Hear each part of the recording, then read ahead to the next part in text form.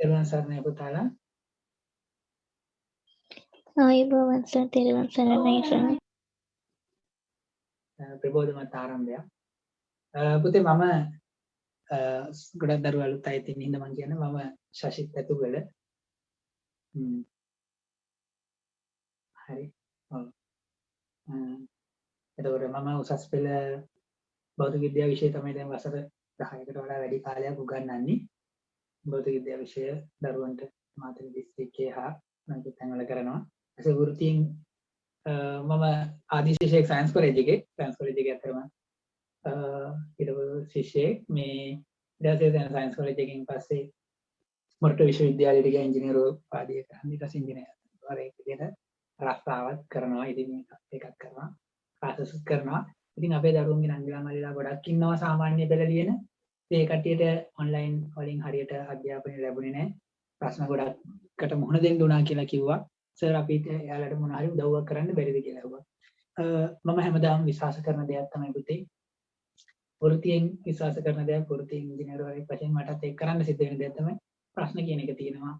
විකල්පයක් තියෙනවා නම් අපිට ඔය ප්‍රශ්නයකට විකල්පයක් කියන දේ අපි ගාව තියෙනවා නම් හරි ඕනම ප්‍රශ්නයකට අපිට හොඳට මුහුණ දෙන්න පුළුවන්. ඒ ප්‍රශ්නේ ජයග්‍රහණය කරන්න පුළුවන්. ඒ නිසා දරුවෝ හැමදෙනාම ප්‍රශ්න තියෙනවා මේ ලෝකේ. කොරෝනා සහදී නොයෙක් ප්‍රශ්න ආව දැන් රටේ ආර්ථික ප්‍රශ්න නේද? ඒ ආවා. හැබැයි හැම ප්‍රශ්නයකටම විකල්පයක් තියෙනවා නම් අපිට මේ ප්‍රශ්නේ ජය ගන්න පුළුවන්. ඒක හොඳට හිතේ තියාගන්න. ඒතර ඔයාලට විකල්පයක් තියෙනවා. අපි ඉන්න උදව් කරන්න. ටාගට් එකක් තියාගන්න මම හැමදේම ඉගෙන දෙයක් තමයි ඒ එකක්. මේ අපි මහන්සි වෙන්නේ එකක්. ඒක හීනයක් නෙමෙයි. නේ ඒක හැබෑවත් කරගන්න තමයි යන්නේ. පළවෙනි පාඩම තමයි පුතේ තාපය. මම හොඳට ඇහෙනවද? මයික්‍රොෆෝන් ඕනේ නැහැ නේද? නේ? අර බ්ලූටූත් ට්‍රාන්ස්මිටර් මේක ගාලා කතා කරන්න ඕනේ නැහැ නේ. මම ඇහෙනව නේද හොඳට ඔයාලට? ඔව් සර්. හොඳයි. ඒ තාපය. තාපය කියන්නේ දැන් මේ ලෝකේ හැදිලා තියෙන්නේ වර්ග දෙකක් තියෙනවා. ස්පීඩ් ග්‍රැඩියන්ට් කියන්නේ අපි ගත්තොත් එහෙම කලින් විදිය හොඳයි වගේද? දැන්ට හොඳ කලින්ද හොඳ?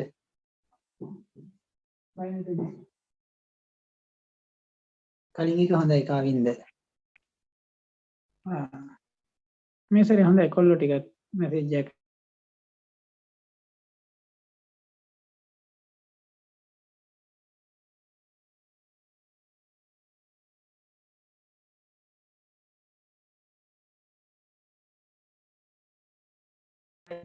දැන් අපි ගත්තොත් එහෙම මේ ලෝකයේ හැදිලා තියෙන මේ සරලව කියමුකෝ ලෝකය කියලාම.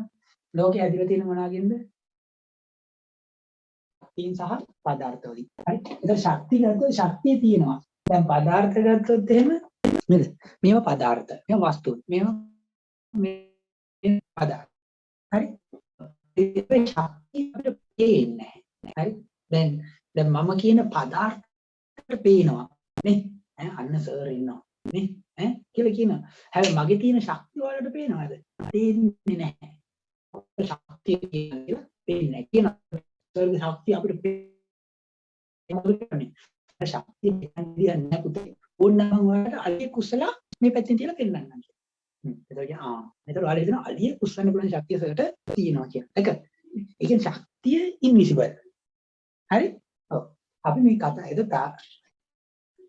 කැඩි කැඩි ඇහින්නේ. දැන් කැඩි කැඩි දැනෙන්නේ. හරි? ශක්තිය පේන්නේ නැහැ. ඔය ශක්තියෙන් ගත්තොත් එහෙනම් ඔයාලා දන්නවා විද්‍යුත් ශක්තිය. නේ? හරි. විද්‍යුත් ශක්තිය. දැන් හරි. සර්ගේ නෙට්වර්ක් එක ලෝ. සර් කැඩි කැඩි ඇහින්නේ. My goodness. එහෙමද ඇහෙන්නේ? ඔව් සර්. මේ මාර වැඩි. මම අනිත් එකට මාරු කරන්න තව පාරක් බලන්න.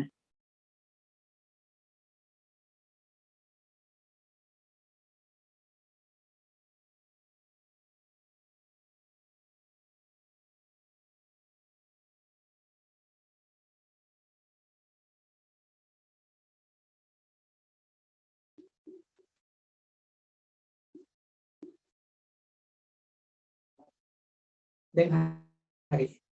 එහෙනම් මේක කියන්නේ අපි. හරි? තාප ශක්තිය. විදුලි ශක්තිය. ඊළඟට ඔයාලා දන්නා යාන්ත්‍රික ශක්තිය. යාන්ත්‍රික ශක්තිය. ඒ පාර හරි කියලා ගොඩක් දරුවෝ කියනවා. දීපානි පැකිලිම කියනවා. යාන්ත්‍රික ශක්තිය. යාන්ත්‍රික ශක්තිය වර්ග දෙකක් තියෙනවා. ඔයාලා දන්නවා විභව ශක්තිය, චාලක ශක්තිය. නේ? ඊළඟට චුම්බක ශක්තිය. නේ? චුම්බක ශක්තිය. තව න්‍යාස්තික ශක්තිය. න්‍යාස්තික ශක්තිය. නේ? විද්‍යුත් චුම්බක ශක්තිය කියලා එකක් තියෙනවා. විද්‍යුත් චුම්බක ශක්තිය. ඒ කියන්නේ විද්‍යුත් ශක්තිය තියෙනවා, චුම්බක ශක්තිය තියෙනවා, විද්‍යුත් චුම්බක ශක්තිය තියෙනවා. තව බැටරි කැලිය ඇතුළේම තියෙනවා රසායනික ශක්තිය. රසායනික ශක්තිය. එක එක ශක්තිය ආකාර තියෙනවා. පැහැදිලි නේද? හරි. ඒතර මේ තාපේ පාඩමින් කතා කරන්න යන්නේ මොන ශක්තිය ගැනද? තාප ශක්තිය ගැන. පැහැදිලි. ඒතර දැන් ඔයාලගේ විද්‍යාව පොතේ අපි කතා කරොත් දැන් ඔයාලට මේ අපි ප්‍රකාශ විද්‍යාව කියලා තියෙනවා.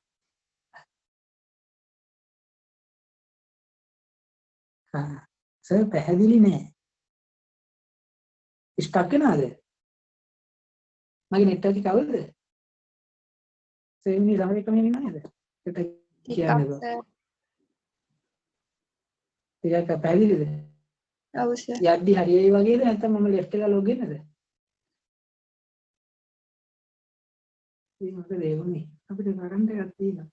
මම ලෙෆ්ට් එක ලොග් වෙන්න වගේ වගේද නැත්නම් මේ එහෙම ටිකක් බලුවා නම් හරි. ඔතේ මම ඔයාලා එක්කෙනෙකුට ඇඩ්මින් දීලා යනවා. ටක් ගාලා මම ලොග් වෙන්නන්නේ. මම අර නෙට්වර්ක් එක මාරු කරපු නිසා වෙන්නේ ඉතින් ප්‍රශ්නේ නැත්තේ.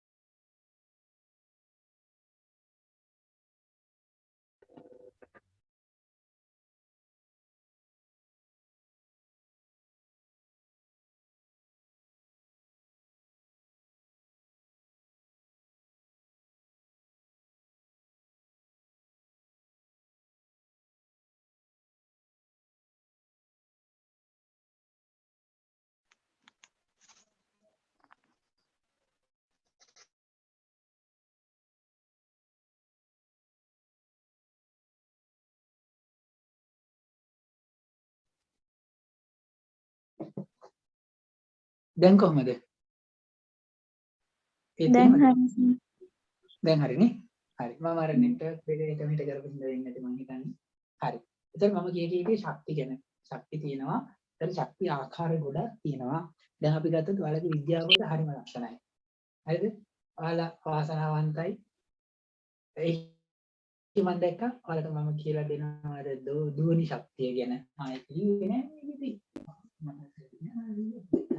දුවනි ශක්තිය කියන තියෙනනේ මට මතක හිටියද අද ඔයාලා තෝරගත්ත පාඩම් මට ඒවල තිබු විදිහට දුවනි ශක්තිය විද්‍යුත් රසායනය සහ තාපේ සහ ජෛව ගොඩනේ.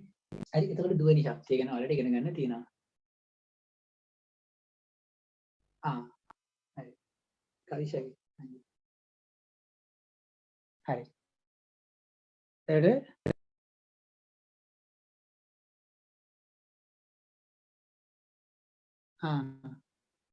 මේ කවිෂ දීපංජලිද? හරි දුවන්ජලිනේ. හරි. දුවනි ශක්තිය. ඊළඟ පුතේ ප්‍රකාශ විද්‍යාව කියලා කියන්නේ ආලෝක ශක්තිය.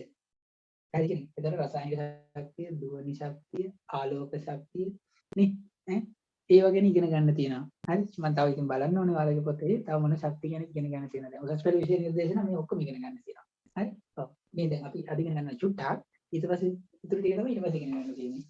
අන්න මම යනවා තාපයට. එතකොට තාපය කියන්නේ මොකද්ද? ශක්තියක්.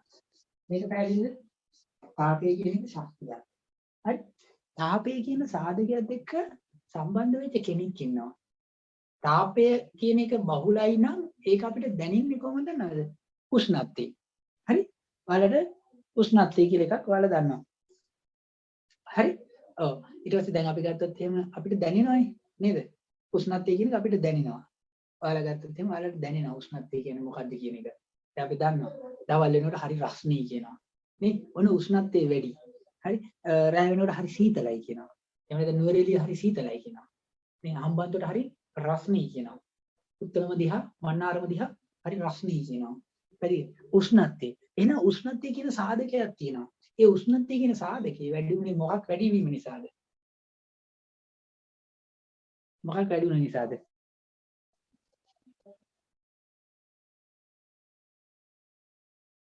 උෂ්ණත්වය කියන එක වැඩි වුණේ මොකක් වැඩි වීම නිසාද? තාප ශක්තිය වැඩි වීම නිසා. පැහැදිලි කියන එක. හරි. දැන් ඔයාලගේ පොතේ ඔයාලට දීලා තියෙනවා අයිස්ක්‍රීම් එකක් එහෙම කනවා. ඒ කියන්නේ අයිස්ක්‍රීම් එක හරි සීතලයි. උෂ්ණත්වය ගොඩක් අඩුයි. තේ එකක් බොනකොට තේ එක හරි රස්නී. උෂ්ණත්වය ගොඩක් වැඩි. එහෙනම් මේ දෙන්න තුල පැහැදිලි කියන්නේ තාප ශක්තිය අඩු වැඩි වීම තමයි මේ තියෙන්නේ. ඉතින් තාපයේ ශක්තිය පිළිබඳ මිනුමක් තමයි උෂ්ණත්වය කියන්නේ. හරි? උෂ්ණත්වය කියන්නේ තාප ශක්තිය පිළිබඳ මිනුමක්. හරි? ඔයාලට සටහන් ඕනිද? පුංචි ෂෝට් නෝට් වගේ පොයින්ට් ෆෝම් එකකින්. ඒ කියන්නේ දැන් පොතම පාඩම් කරන්න අපිට වෙලාවක් නැති ඉන්න මේ පොතම ආවරණය වෙන්න පොඩි කරුණු කීපයක් ඕනිද? නැත්නම් මම ලෙක්චර් එක දීගෙන යන්නද කැම්පස් එකේ වගේ? පුංචි නෝට් එකක් ඕනිද? මම දුන්නත් දෙන්න පිටුවකට වඩා නම්. ඕනිද නැත්නම් ඔයාලා ඕන එක ලියා ගන්නවා මම කරගෙන යන්නත්. සර් පොඩි නෝට් එකක් දෙන්නකෝ. පොඩි නෝට් එකක් දෙන්න. හරි. හොඳයි. දැන් ඔන්න මම තව පොඩි කතාවක් කියලා එනම් දෙන්න. හරි? හරි. නෝට් එකක් දෙන්න. නෝට් එකක් ඕනි. ඕනි. හරි. එහෙනම් මම චුටි නෝට් එකකුත් දීගෙන යන්නම්. ඔයාලා කිසි දෙයකට බය වෙන්න එපා. මේ නෝට් එකෙන් ඔයාලගේ විෂය නිර්දේශ අවශ්‍ය සියලුම ටික කවර් වෙනවා. හරි? ඒ වගේම පුතේ මේ කරනවත් කියන ඔයාලා පාඩම් වල ඔයාලගේ අදහස් දෙන්න. ඔයාලගේ යෝජනා චෝදනාත් එක්ක මම ඔයාලට සම්පූර්ණ පොතම ඒ කියන්නේ දැන් අපි කොටසක් කරලා තියෙනවා. කරපුවගේ රෙකෝඩින් එක ඔයාලට බලන්න මම දෙන්නම්. ඊට අමතරව ඉතුරු ටික සපෝට් එකක් දෙන්න ඔයාලට අවශ්‍ය විදිහට. හරි? ඔන්න බලන්න. මෙන්න මේ වස්තුවක් මම අඳින්නේ. පුතේ සාමාන්‍ය වස්තුවක් හරි ගත්තොත් ඒ වස්තුවක් මොකක්ද? දැන් භෞතික විද්‍යාවේ වස්තු කියලා කියන්නේ නේද? ගල් කෑල්ලක්, පෑනක්, පැන්සලක් නේද? පොතක්, මකන කෑල්ලක් හරි ගල් කැටයක්, බාල්දියක්. ඕක තමයි භෞතික විද්‍යාවේ වස්තුන් කියලා කියන්නේ. දැන් ඔයාලට වෙන වෙන වස්තු තියෙන්න පුළුවන් අපි ඒක කතා කරන්න යන්නේ නැහැ මෙතනදී. මේ හැම වස්තුවක්ම හැදිලා තියෙන මොනවද දන්නවද? අංශු වලින්. මොනවද හැදිලා තියෙන්නේ? අංශු වලින්. හරි මේ වස්තුන් හැදිලා තියෙන්නේ අංශු වලින්. මෙන්න මේ වගේ එක අංශු වලින් හැදිලා තියෙන්නේ. හරි? එක අංශු වලින් හැදිලා තියෙන්නේ. හරි? අංශු ඉතා කුඩා අංශු. පැහැදිලි කියන එක. ඉතා කුඩා අංශු වලින් තමයි මේක හැදිලා තියෙන්නේ. හරි? ඉතින් මේ ඉතා කුඩා අංශු වලින් හැදිලා තියෙන්නේ. හරි? හරි. මේ අංශු නිකන් ඉන්නේ නැහැ. පොඩි ඩාන්ස් එකක් දාගෙන තමයි ඉන්නේ.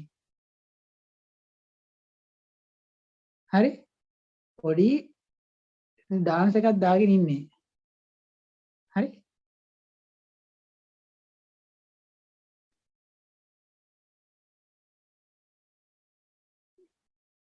හරි.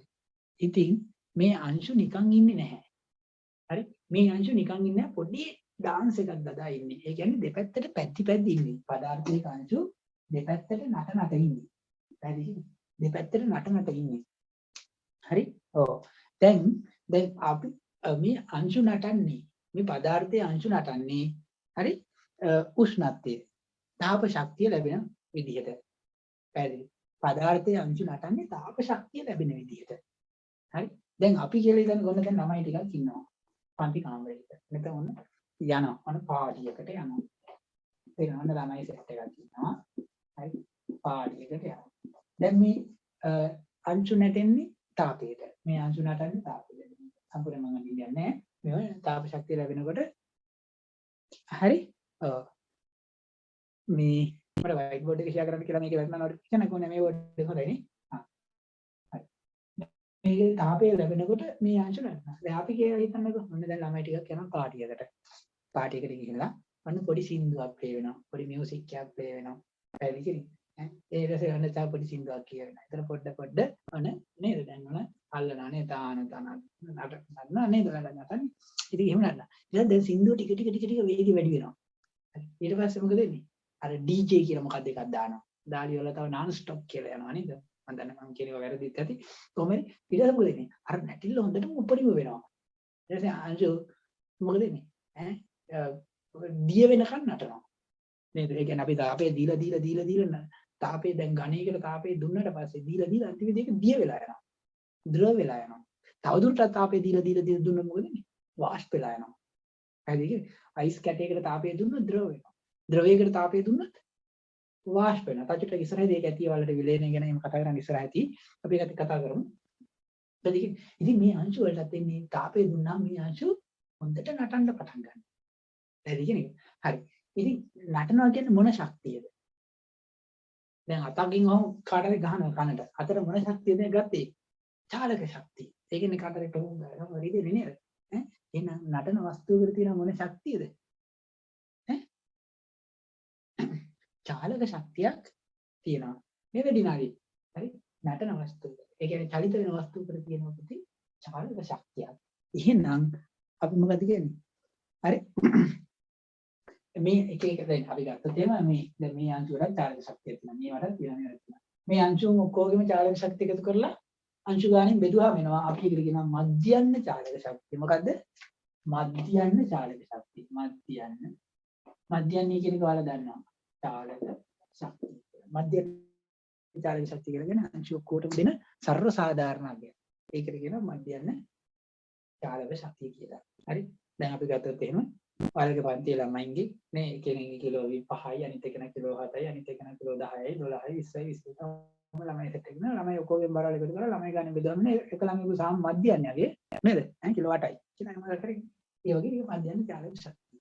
ඒතර උෂ්ණත්වය කියන්නේ මෙයාගේ මධ්‍යන්න චාලක ශක්තිය ගැන මිනුමක්. හරි? උෂ්ණත්වය කියන්නේ මධ්‍යන්න චාලක ශක්තිය ගැන මිනුමක්. ඒතර දැන් මධ්‍යන්න චාලක ශක්තිය වැඩි වුණා. ඒ කියන්නේ මෙයාට සැපෙන තාප ප්‍රමාණය වැඩි වෙන්න මොකද වෙන්නේ?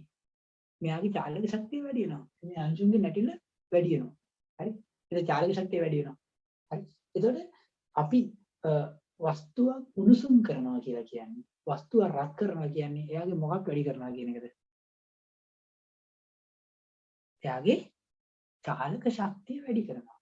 ඒ අංශු වල තියෙන චාලක ශක්තිය වැඩි කරනවා. එහෙනම් පළවෙනි තරුව ලියන්න වස්තුවක් උණුසුම් කිරීම යන. වස්තුවක් උණුසුම් කිරීම යන. නේද? වස්තුවක් උණුසුම් කිරීම යන. එහි ඒ සෑදී ඇති අංශුන්ගේ චාලක ශක්තිය වැඩි කිරීම.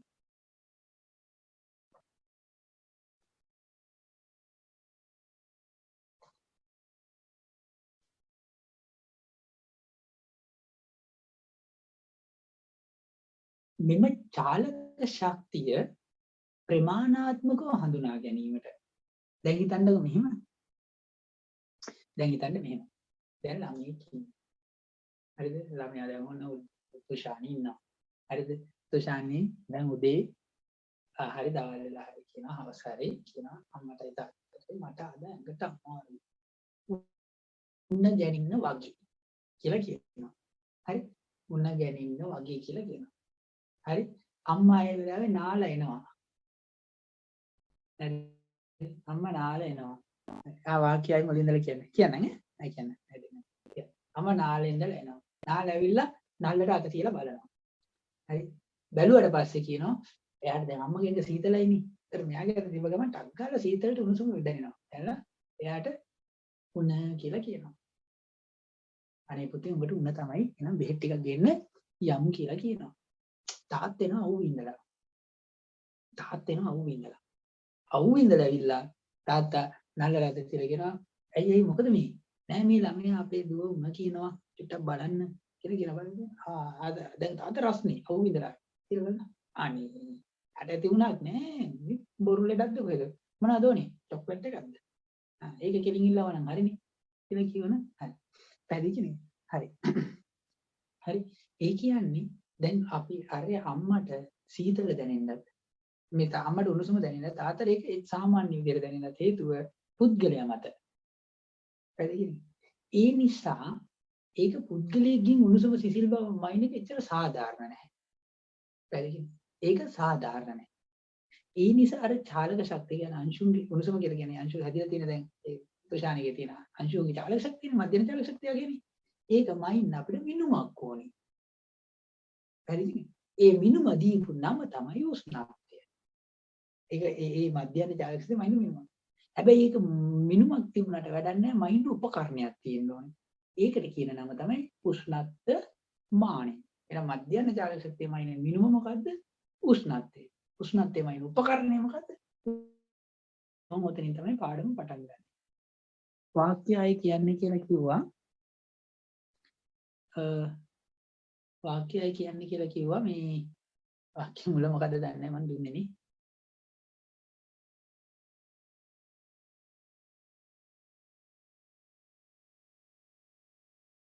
වස්තුවකට එහෙමද දුන්නේ? කෙනෙක් මතක් කරන්න ඕනද? වස්තුවක් උණුසුම් කිරීම යනු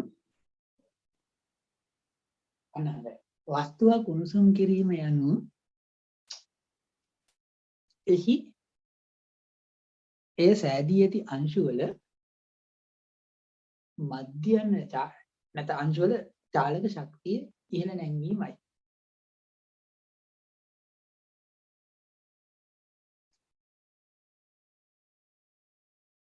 ඉහළ නැංවීමයි. හරි. එතකොට මෙම හරි මධ්‍යම චාලක ශක්තිය උෂ්ණත්වය කියලා දාලා අර කියන්නේ අපස් 66 යනුනා නේද? අපස්ටර් මාර්ක්ස් නේ. උෂ්ණත්වය යන මිනුමින් මනි. එම මධ්‍යම චාලක ශක්තිය උෂ්ණත්වය යන මිනුමින් මනි. හරි.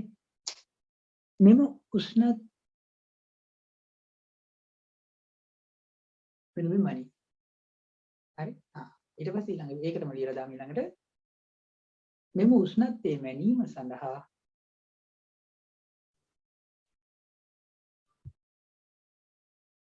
උෂ්ණත්ව මාන භාවිතා කරයි. හරි. චුට්ටක් ඔයාලගේ පොතේ තියෙන ඕඩරේ මම පොඩ්ඩක් වෙනස් කරන්නම්. හරි. පිළිවෙල මම චුට්ටක් වෙනස් කරන්නම්. හරි. කට්ටිය left වෙනවද? ඉන්නවද? සිග්නල් ප්‍රශ්නයක් වෙන්නදී අරන් දෙන්න. හරි. හොඳයි. හොඳට අහගන්න. හරි. දැන් පුතේ දැන් අපි හිතන්නකෝ දැන් ඔන්න මම සරල කාරණාවක් කියනවා. දැන් ඔයාලට හිතෙනවා සර් අයි මෙච්චර ස්ලෝ ගන්නන්නේ කියලා. පොඩක් ඉන්නේ ටික ටික තමයි ස්පීඩ් වැඩි කරන්නේ. ඒකට ස්පීඩ් එක වැඩි කරලා මේ ටිකක් අමාරු වෙනවා මම ඔයාලට උගන්වනකොට. හරි. දැන් හිතන්න මෙන්න මෙයාගේ දිගම ඉන්න ඕනි. හරි.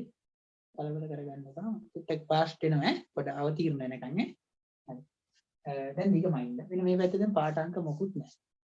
මයින්නවා. කීයද? දන්නේ නැහැ. දිගම ඉන්න ඕනි. මයින්නවා. මයින්ඩ් අගයක් නැහැ. දන්නේ නැහැ. මිනුමක් නැහැ. ඒකකයක් නැහැ. අන්න. දැකද? දිග කියන මිනුම තියෙනවා. නමුත් ඒක මයින්ඩ් මොකක්ද නැති උනාද? මිනුමක් නැහැ නේ. වැරදුනා මට වචනේ. මිනුමක් තියෙනවා ඒකකයක් නැහැ.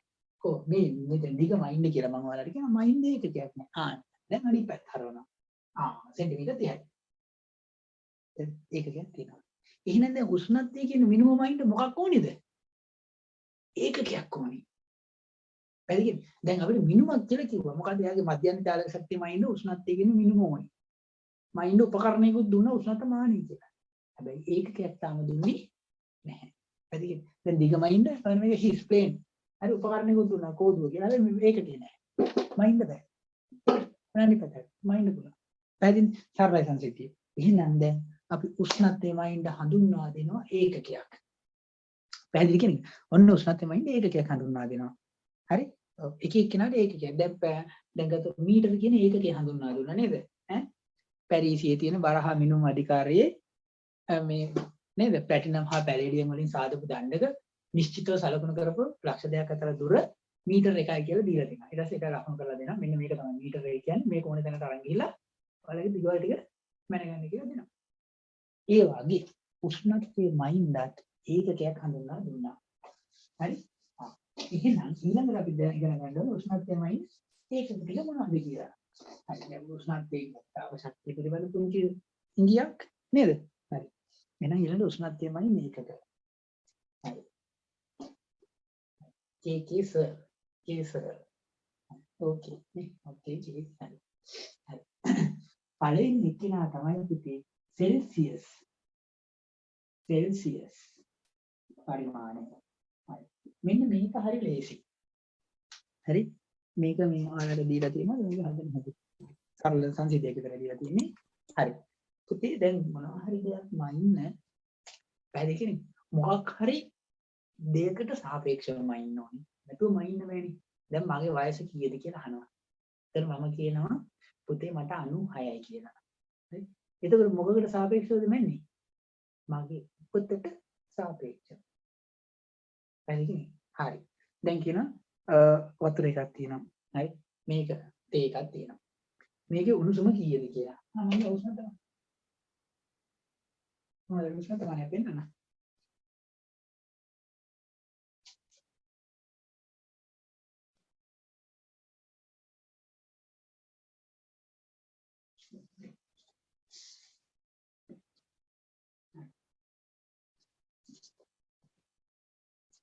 අපි ඉතින් අර ප්‍රොසෙස් වල ප්‍රැක්ටිකල් කරන්න ඔක්කොම උපකරණ ටික ළඟ තියෙනවනේ නේ. හරිද මම මෙතන උසත් තමයි නේද? දැන් අහනවා මේ තේ එකේ උණුසුම කීයද කියලා. හරි? එතකොට මොකද කරන්නේ? මේ උෂ්ණත්වමානය දානවා මේකට. දාපුවම කියනවා මේක සෙල්සියස් එක 60යි කියලා කියනවා. දැන් මම කාමරේ උෂ්ණත්වය මේකෙන් බලන්න පුළුවන්. ඔයාලට පේන්නේ නැහැ. මේක දැන් තියෙන්නේ 28කට. ඔයාලට පේන්නේ මේකට කියන සංවේදී. ඉතින් ඔයාලට කැමරාවෙන් පේන්නේ නැහැ. හරි? දැන් මේක උෂ්ණත්වමානය ගැන කියනකොට මම ආයතර ගන්නම් ඔයාලට මේක පෙන්නන්නේ. හරි. එතකොට දැන් මේ විස්තේ අපි මේක දෙරහසක 68යි කියලා කිව්වා කියලා හිතන්න. එතකොට 68 කියන ඉලක්කමාවේ බිඳුව ඉඳලා. බිඳුව කියන්නේ මොකක්ද? කොහේ තියෙන බිඳුව? දැන් මගේ බිඳුව වයස බිඳුව මම උපන් දවස. දැන් තේකේ බිඳුව මොකක්ද? අන්න ප්‍රශ්නයක් ආවා. ප්‍රශ්නයක් වෙන්න පුළුවන්, ප්‍රශ්නයක් වෙන්න පුළුවන් නේද? දැන් සිංහල භාෂාව තුළ ආර් අකුර හැරලා. ආර් අකුර හැරෙනවන්නේ දැන් මම දැක්කම සමහරක් කන්වර්සේෂන්ස් එහෙම යනකොට ආර් අකුර හැරෙනවා. නේද? ප්‍රශ්න නැතුව ප්‍රශ්න වෙනවා. හරි. හරි. දැන් පොඩි ප්‍රශ්නයක් ආවා. කො බිඳුව කියන එක. බිඳුව ඔන්න පුතේ බිඳුව කියන එකක් ගත්තා. මොකද? හරිද?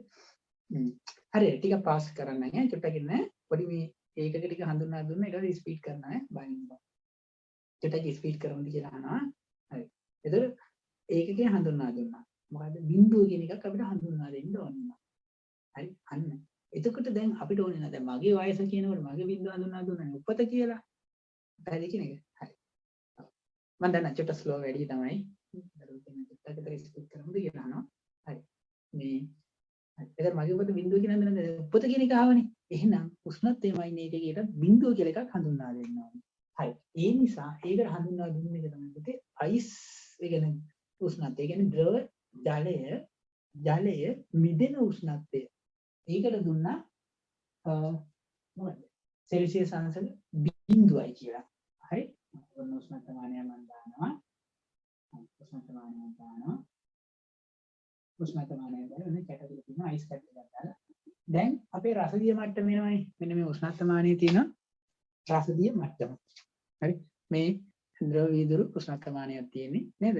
හරි. එතන මේක රසදිය මට්ටම වෙනවා යම් තැනකට. මම උෂ්ණත්වමානය ගැන කියන්නම්. හරි. ඒ තැනට අපි කියනවා බිඳුවයි සෙල්සියස් අංශක කියලා. ඊට පස්සේ මම මෙයාව දානවා නටන ජලයේ තියෙන භාජනය. මොකද දාන්නේ? නටන ජලය. නටන ජලය කියන්නේ කොහොමද? දන්නවනේ. හරි. අන්න එහෙම තියෙන භාජනයකට දානවා. එහෙම තියෙන භාජනයකට දැම්මට පස්සේ මේ රසදිය මට්ටම මොකද වෙන්නේ? ගොඩක් උඩට යනවා. රසදිය මට්ටම ගොඩක් උඩට යනවා. ඒ උඩට ගියාට පස්සේ ඒ අගයට කියනවා අපි CI සෙල්සියස් අංශක කියලා.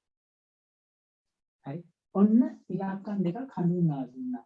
කවුද හඳුන්වා දුන්නේ? මේ සෙල්සියස් කියන විද්‍යාඥයා. මෙයාගේ නම. හරි. එයා හඳුන්වා දුන්නා. එතකොට අයිස් මෙන්න මේකට කියනවා පුතේ පහළ අචල ලක්ෂය කියලා. පහළ අචල ලක්ෂය. හරි. අචල කියලා කියන්නේ මොකද්ද? අචලා කියන්නේ තමයි අචලා කියන නම තියෙන්නේ වෙනස් වෙන්නේ නැහැ කියන එක. අචල කියන්නේ වෙනස් වෙන්නේ නැහැ කියන. චංචලා කිව්වොත් එයා වෙනස් වෙනවා. නේ? මම පුතාලා දන්නවා. හරි. එතන අචල කියන්නේ නේද එයා වෙනස් වෙන්නේ නැහැ. නිශ්චිත ලක්ෂණ. විනාඩියේ සෙන්සන්සක 100 කියලා ගියා කන්නා කියලා තියෙනවා. ඒකෙන් කියනවා පුතේ ඉහළ අචල ලක්ෂය. මොකද පැහැදිලි ඇති කියලා මම හිතනවා ඉහළ අචල ලක්ෂය. ඉතින් මෙතන බිඳුවේ ඉඳලා 100 දක්වා බෙදෙනවා. කොටස් 100කට. මොකද කියනවා මොකද? සෙල්සියස් පරිමාණය කියලා. මේ තියෙන සෙල්සියස් පරිමාණයට ලකුණු කරපු උෂ්ණත්වමානයක්. මේක සෙල්සියස් අංශක 100ට එනකන් බෙදලා තියෙනවා. අතන මොකද මේක 110ට තියෙනවා. අපි මේක ලැබ් ටෙස්ටින් වලට ගන්න හින්දා. හරි. මේක 110ට තියෙනවා. හරි. ඔය මේ බිඳුව 100ත් අතර බෙදලා තියෙනවා. ඔක සෙල්සියස් පරිමාණය. හරි. එන්න සෙල්සියස් පරිමාණය ඔය ඇති. ඊට පස්සේ ෆැරන්හයිට් එක. ඊට තව විද්‍යාඥයෙක් ඉඳගෙන කිව්වා මට ඔය සෙල්සියස් ගේ කතන්දර මට වැඩන්නේ නැහැ. මට ඕනි මගේ පරිමාණය කියලා.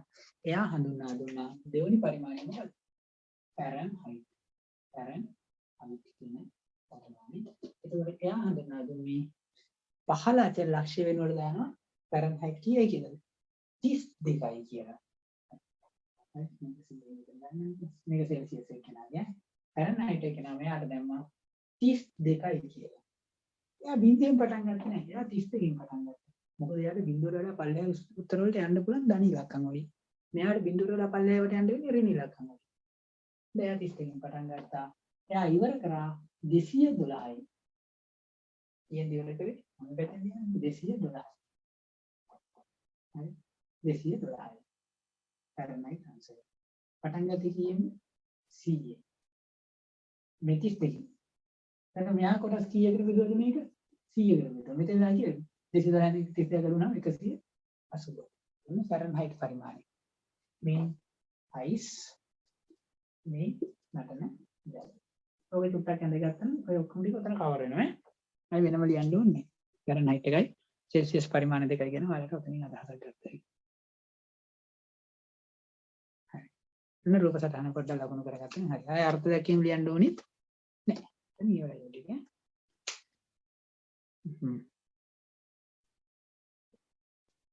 හරි. ඉතින් ඊට පස්සේ එන පරිමාණය තමයි කෙල්වින්.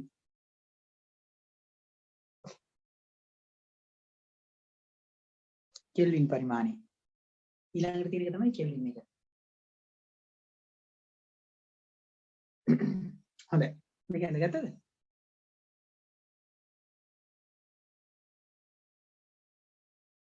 බලන්න නමේ වරහන් ඇතුලේ ඉස්කෝලේ නම දැම්ම නම් ඒත් හරි. එක ප්‍රශ්නයක් උත්තර දීපු නැති කට්ටියක් ඉන්නවා. අහන්න නැන්දද?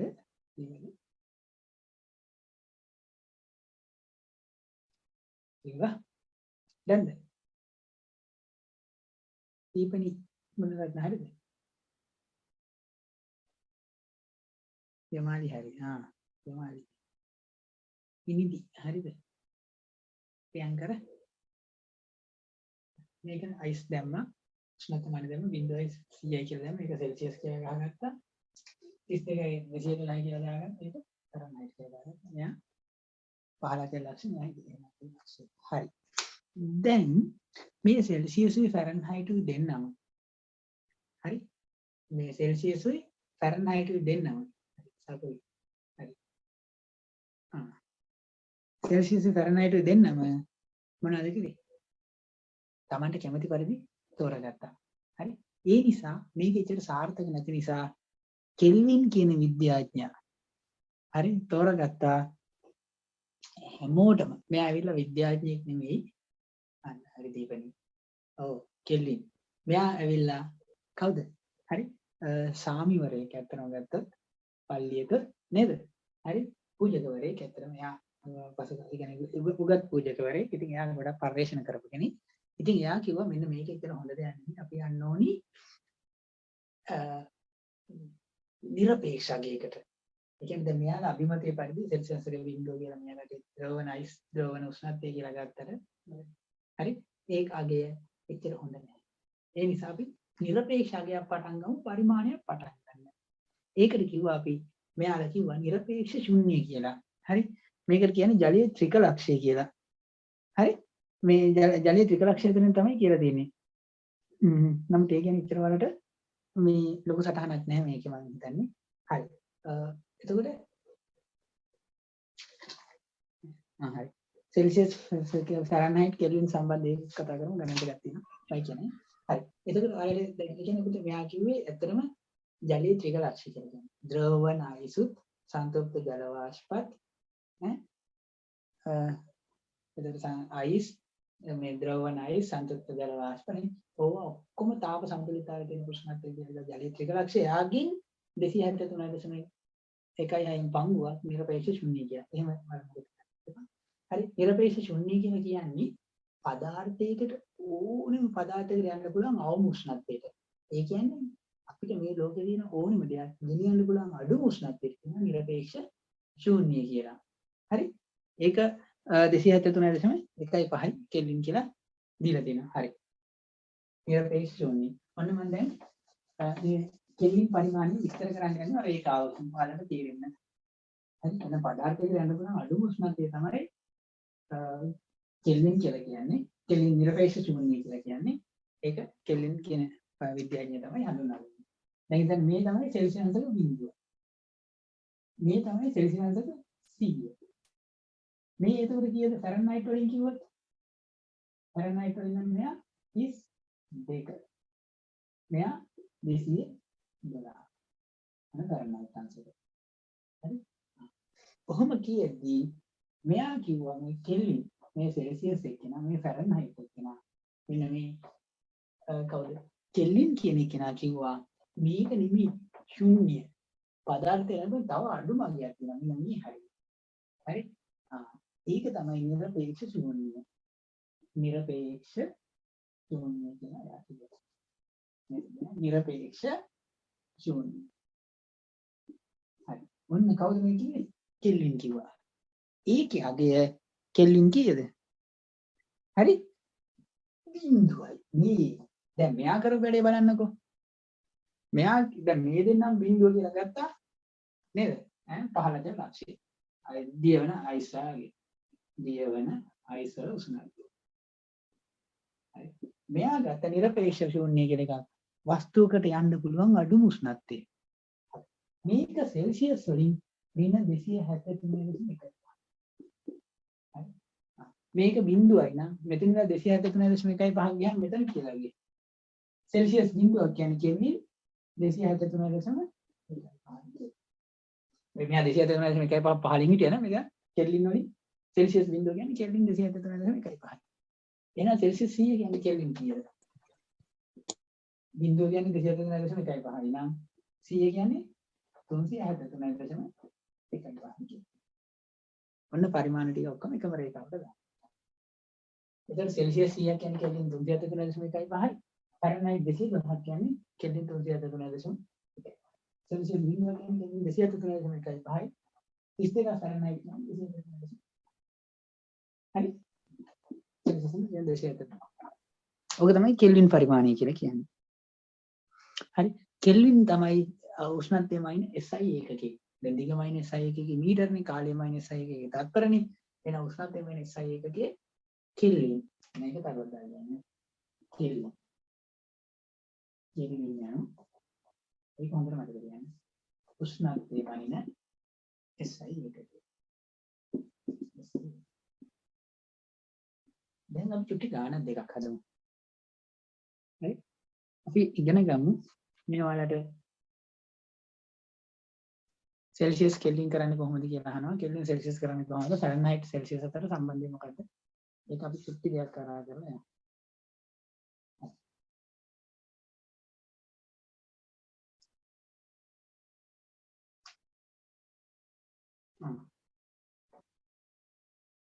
හරිද? ලියාගත්තද?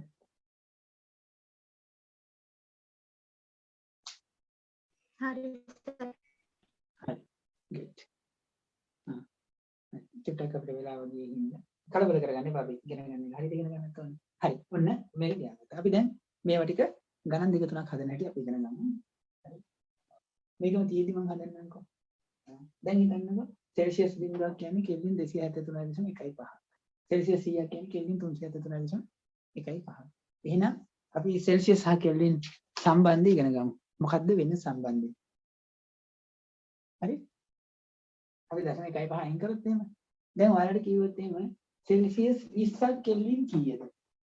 මොකද කරන්නේ? බිඳුවට 273.1.5 නම් කෙල්වින් සෙල්සියස් 20 කියන්නේ කෙල්වින් 273ට 20ක් එකතු කරනවා. 283.93. 93.1.5 දෙක. එහෙනම් මේ දෙන්න අතර සම්බන්ධය හරිම ලේසියි. හරි? සෙල්සියස් අංශක අගය සමානයි කීයද? කෙල්වින් අගය සමානයි 273.1.5 ධන සෙල්සියස් අගය. හරිනේ? එතන සෙල්සියස් 50ක්ම 273.50ක එකතු වුණාම කෙල්වින් අගය. ඕක තමයි සම්බන්ධය. ගණන් 100ක් විතර හදන්න ඕනේ. එකක් හදුවාම ඇති. පැහැදිලි? ඒ කියන්නේ සෙල්සියස් 50ක් කියන එක කෙල්වින් කියන එක 273.1.5 එකයි බාහිර එක්කාස් කරන්නේ. එතන කෙල්වින් නැහැ. එකයි බාහිර 3.0 3යි 8යි වගේ. 363. සෙල්සියස් 50ක් කියන්නේ කෙල්වින් 323.1.5. හරි නේද? හරි. අපි මේක දිහා බලුවම ඕක තේරුම් ගන්න. අපි සෙල්සියස් ෆැරන්හයිට් අතර සම්බන්ධය පොඩ්ඩක් බලමු. මම කෙලින්ම විස්තර මෙහෙම කියන්නම්. දැන් මෙන්න මෙතන පුතේ කොටස් 180ක් තියෙනවා. මෙතන කොටස් 180ක් තියෙනවා. සෙල්සියස් කොටස් 100ක් තියෙනවා. මම ඔන්නෝම අගයක් හොයනවා. මෙතන සෙල්සියස් අගය මෙතනින් අහනවා ඒකට අදාළ ෆැරන්හයිට් අගය කීයද කියලා. සෙල්සියස් අගය මෙන්න ෆැරන්හයිට් අගය. සෙල්සියස් ෆැරන්හයිට් අතර සම්බන්ධය. හරි? සෙල්සියස් කොටස් 100ක් ෆැරන්හයිට් කොටස් 180ක් බෙදලා තියෙනවා. මෙතන 100නේ. ඒතර අපි මේක ලියන්නේ මෙතන අගය. මෙතන C කියලා ගන්න. සෙල්සියස් අගය. ඒකට අනුරූප ෆැරන්හයිට් අගය F කියලා ගන්නවා. ඒතර මෙයයි මේ අතර වෙනස C දින බිඳුවයි. බෙදනවා.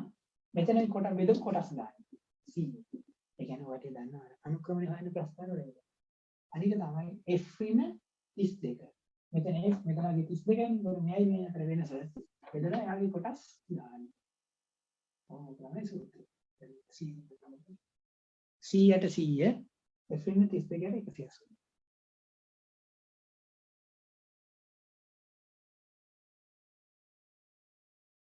සද්ද අඩු වෙලාද ඔයාලට ඇහෙන්නේ? නෑ සර්. ඒක. දැන් මේක තමයි ඒ සමීකරණය. ඊළඟට පුංචි කොටසක් මේකත් ඔන්න ලියන්න. ගණන් හදන්න. ඊළඟට පුතාල උෂ්ණත්වමානය. උෂ්ණත්වයමයින උපකරණය. මම දැන් ওই පරිමාණය කියලා තමයි මම ඒකට කිව්වේ උෂ්ණත්වමානය. මෙන්න මේ උෂ්ණත්වමානය කියලා එකක් තියෙනවා. ඔයාලගේ සිලබස් එකේ තියෙන අපිට ද්‍රව්‍යයේ උෂ්ණත්වමානය සහ සංඛ්‍යාංග උෂ්ණත්වමානය. ප්‍රතිරෝධය පාවිච්චි කරලා හදන එක. තියෙන උෂ්ණත්වමානය උපකරණ තාප විද්‍යුත් යුක්තිය කියලා එකක් තියෙනවා. තර්මිස්ටරය කියලා එකක් තියෙනවා. මේ උෂ්ණත්වමානය. මේ උෂ්ණත්වමානයට පාවිච්චි කරලා තියෙන්නේ මොනවද? ද්‍රවයක්. කෙල්වින් වලට අංශක 273 විතරක් ගත්තොත් වැරදිද කියලා අහනවා. හරියගේ 273.1.5යි. ඔයාලට මේ මම දැක්ක පොතේ තියෙන ගණන් වල 273 දාලා කමක් නැහැ. මේක 1.5 තෝම මතක තියාගන්න. ඒක ඉලක්කම් දෙක. දැන් අද ඉගෙන ගත්තා නේ. ඊට පස්සේ මතක වෙන්නේ නැහැ. බයින්ද ගන්න බලන්න මතක වෙන්නේ නැහැ. හරි? ඊළඟට දැන් ඔන්න මෙන්න මේකට දාන ද්‍රවයේ විදිහට මධ්‍යසාරය. මේකට ද්‍රවයේ විදිහට දාන මධ්‍යසාරය. එතකොට ද්‍රවයක් නේ. මේක හදලා තියෙන්නේ මොන වගේන්ද? වීදුරු වලින්නේ. නේද? වීදුරු. එතකොට ද්‍රවයේ විදිහට දාලා තියෙන්නේ මොනවද? මධ්‍යසාරය. එහෙනම් වීදුරුව වලින් හදපු උෂ්ණත්වමානයකට මධ්‍යසාරය. දාගෙන වීදුරු මධ්‍යසාරය. එතකොට උෂ්ණත්වමානය. එතකොට මෙයා අයිස් වල දැම්මට පස්සේ මෙයා බිඳුවට එනවා. ඒක මෙයාගේ බිඳුව සෙල්සියස් බිඳුව කියලා කරනවා. එයා නටන ජලයට දැම්මම මධ්‍යසාර ටික උඩට යන ප්‍රසාරණය වෙලා රත් වුණා ප්‍රසාරණය වෙනවානේ. අර දන්නනේ. ඕනේ වෙන රත් වෙනකොට ප්‍රසාරණය වෙනවා. හරි ද්‍රව ප්‍රසාරණය වෙනවා, ඝන ප්‍රසාරණය වෙනවා, වායු ප්‍රසාරණය. ටයර් එකෙන් පුපුරන්නේ රත් වෙනකොට ප්‍රසාරණය වෙනවා. ද්‍රවත් එහෙම රත් වෙනකොට ප්‍රසාරණය වෙලා උතුරලා යනවා. නේ. ඊට පස්සේ ඝනත් එහෙම. අර කොයිච් තුනේ හිරසක් තියන්නේ ප්‍රසාරණය. හරි. එතකොට මේ රත් වෙනවා. රත් වෙනකොට මෙයා එනවා උඩට. ඒක සෙල්සියස් 100 කියනවා. ඉතින් මේකට මධ්‍යසාර දාන්නතු රසදිය දෙන්න කිව්වනේ. එතකොට ඒ උෂ්ණත්වමානය කිසි වීදුරු රසදිය උෂ්ණත්වමානය. හරි. ප්‍රතිරෝධය වෙනස් වෙන එකක් හදන එක තමයි ඔය සංඛ්‍යාංක උෂ්ණත්වමානය කියලා වලට දීලා තියෙන්නේ. උෂ්ණත්වය අනුව ප්‍රතිරෝධය වෙනස් වෙනවා. ඊළඟ උෂ්ණත්වමානය කියන්නේ සංඛ්‍යාංක උෂ්ණත්වමානය. ප්‍රතිරෝධය වෙනස් වෙන එක ගැන ලොකුවට විස්තර නැහැ.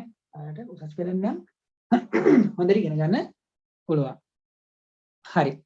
මේ එතකොට පුතේ හරි. මේ කොටස් ටික මතක තියාගන්න. මේක තුනී වීදුරු බල්බයක්. මේ තියෙන්නේ මේක. හරිද? මේ උෂ්ණත්වමානය. එතකොට දැන් මේ මම ඇඳට මේක මේ නිකන් මොනවද නැහැ PVC බටයක් එස්ලොන් බටයක් වගේ. හරි මේකේ තියෙන්නේ මොඩි කේශික නලයක්. ප්‍රතිරෝධය වැඩිම නික්‍රෝම් වලද කියලා අහන පොතේ තඹවල මේ මොන ටාන්ස්ටන් වලත් ගොඩක් ප්‍රතිරෝධය තියෙනවා. මේ මෙන්න මෙතන වලට පේන්නේ නැති ඇති. පුංචි කෙස් ගහක් වගේ බටයක් තියෙනවා. පේන්නේ නැති ඇති. මෙන්න මේ පේන කහපාට බටේ නෙමෙයි. මේක ඇතුලේ තියෙන චූටි කෙස් ගහක් වගේ බටයක්. පේන්නේ නැති ඇති. ඒක තමයි පේනවත් නැහැ. රාවට නම් පේනවා. හරි පොඩි කෙස් ගහක් වගේ. ඒ කෙස් ගහ දිගේ තමයි යන්නේ. මේ වටේ තියලා තියෙන මේ කෙස් ගහ අල්ලන්න සහ පරිමාණය ලකුණු කරන්න පහසු වෙන්නේ මේ ලොකු බටේ. මේක නෙමෙයි මේක ඇතුලේ තියෙන චුටි කෙස් ගහ. මේක තමයි කේශික නලය. බල්බේ. හරි ඒ ටික තියෙනවා. හරි.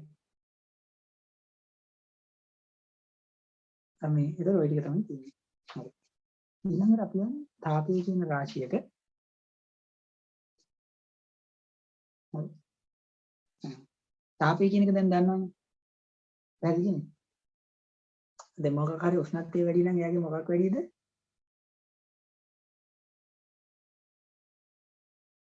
චාලක ශක්තිය. ආනවල චාලක ශක්තිය වැඩි. ඒ කියන්නේ යාර ලැබිලා තියෙන මේ තාපේ වැඩි. මොකක් හරි උෂ්ණත්වය අඩුයි කියන්නේ යාර තාපේ අඩු වෙන්න ලැබිලා තියෙන්නේ. නේද? හරි. අනිත් දැන් කොටස අපි යනවා. ඒ පාර්ට් එක ඉවරයි. ළඟ පාර්ට් එක තියෙනවා. තාපය. ඒකල පුතේ මේ තාපය කියන එක ගමන් කරනවා. එක තැනක ඉඳලා තව තැනකට ගමන් කරනවා. හරි? තාපය ගමන් කරන ආකාර තුනක් තියෙනවා. හරි? ඒක තාප සංක්‍රමණය කියලා කියනවා. ඒකක් තියෙනවා වල ඉස්සරහට. හරි තාපය ගමන් කරන ප්‍රධාන ආකාර තුනක් තියෙනවා. එක තැනක ඉඳලා තව තැනකට තාපය ගමන් කරනවා. හරි? දැන් හිතන්නකෝ මෙන්න මෙහෙම. හරි? ඔව්.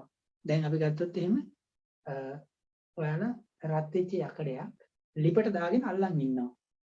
එතකොට අරකින් ඉඳලා මේක අර දණ්ඩ දිගේ නේද?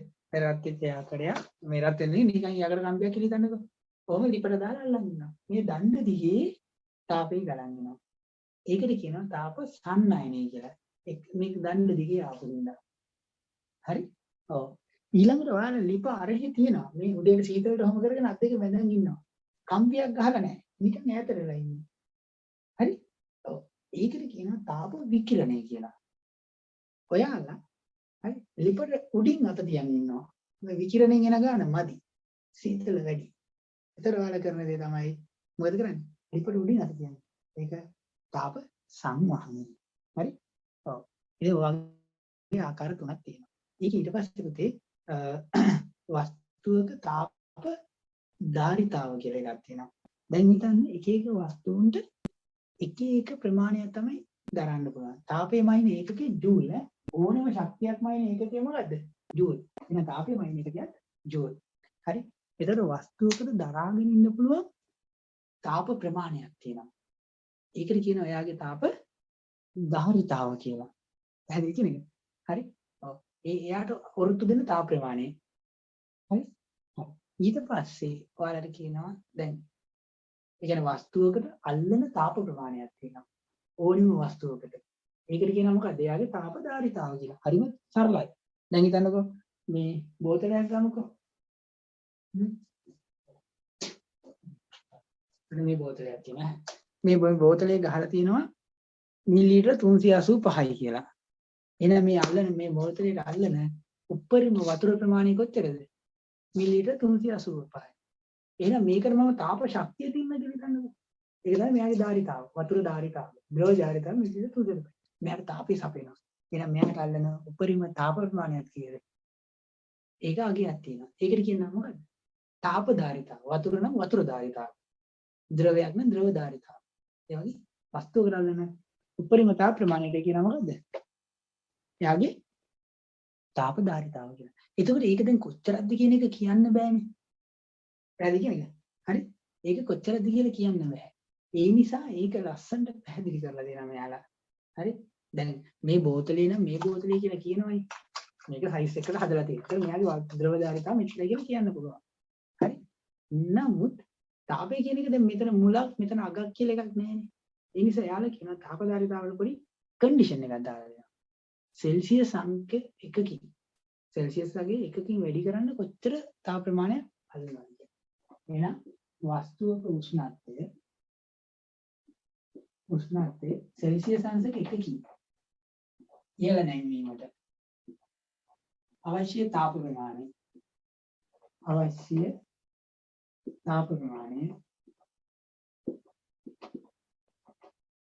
තාප ධාරිතාව. ඔන්න තාප ධාරිතාව. අරගෙන හැටි. පැහැදිලිද කියන එක? උතර ඕනෙම වස්තුවක්. හිතන්නකො. නේද? මේ මාක පෙන් එක කියලා හිතන්න. උතර මෙයාගේ උෂ්ණත්වය සෙල්සියස් එක 1කින් ඉහළ ලංවන්නේ එයාගේ අවශ්‍ය තාප ප්‍රමාණය එයාගේ තාප ධාරිතාව. හරි? එතකොට මාක පෙන් දෙකක් තියලා තියෙනවා. එතකොට ඒ දෙක එකට කරලා දෙනවා මම ගැට ගහලා. දැන් මේ මාක පෙන් දෙක උෂ්ණත්වය 1කින් ඉහළ ලංවන්න අවශ්‍යතාව ප්‍රමාණය එයාගේ තාප ධාරිතාවයි. මාක පෙන් තුනක් තියෙනවා. තුනේ උෂ්ණත්වය 1කින් ඉහළ ලංවන්න අවශ්‍යතාව ප්‍රමාණය එයාගේ තාප ධාරිතාව. පැහැදිලිද කියන්නේ? හරි. එතකොට හිතන්න යකඩ කිලෝ එකක් දෙනවා. කිලෝ එකක් දෙනවා යකඩ. 1 කිලෝග්‍රෑම් යකඩ දෙනවා. 2 කිලෝග්‍රෑම් යකඩ දෙනවා. 5 කිලෝග්‍රෑම් යකඩ දෙනවා. දැන් මේ තුන් දෙනාගේම තාප ධාරිතාව එකයිද?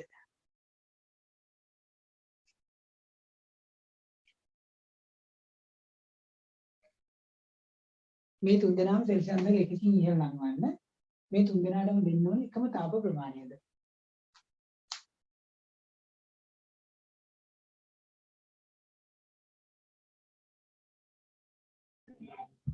දෙන්න ඕනේ එකම තාප ප්‍රමාණයද?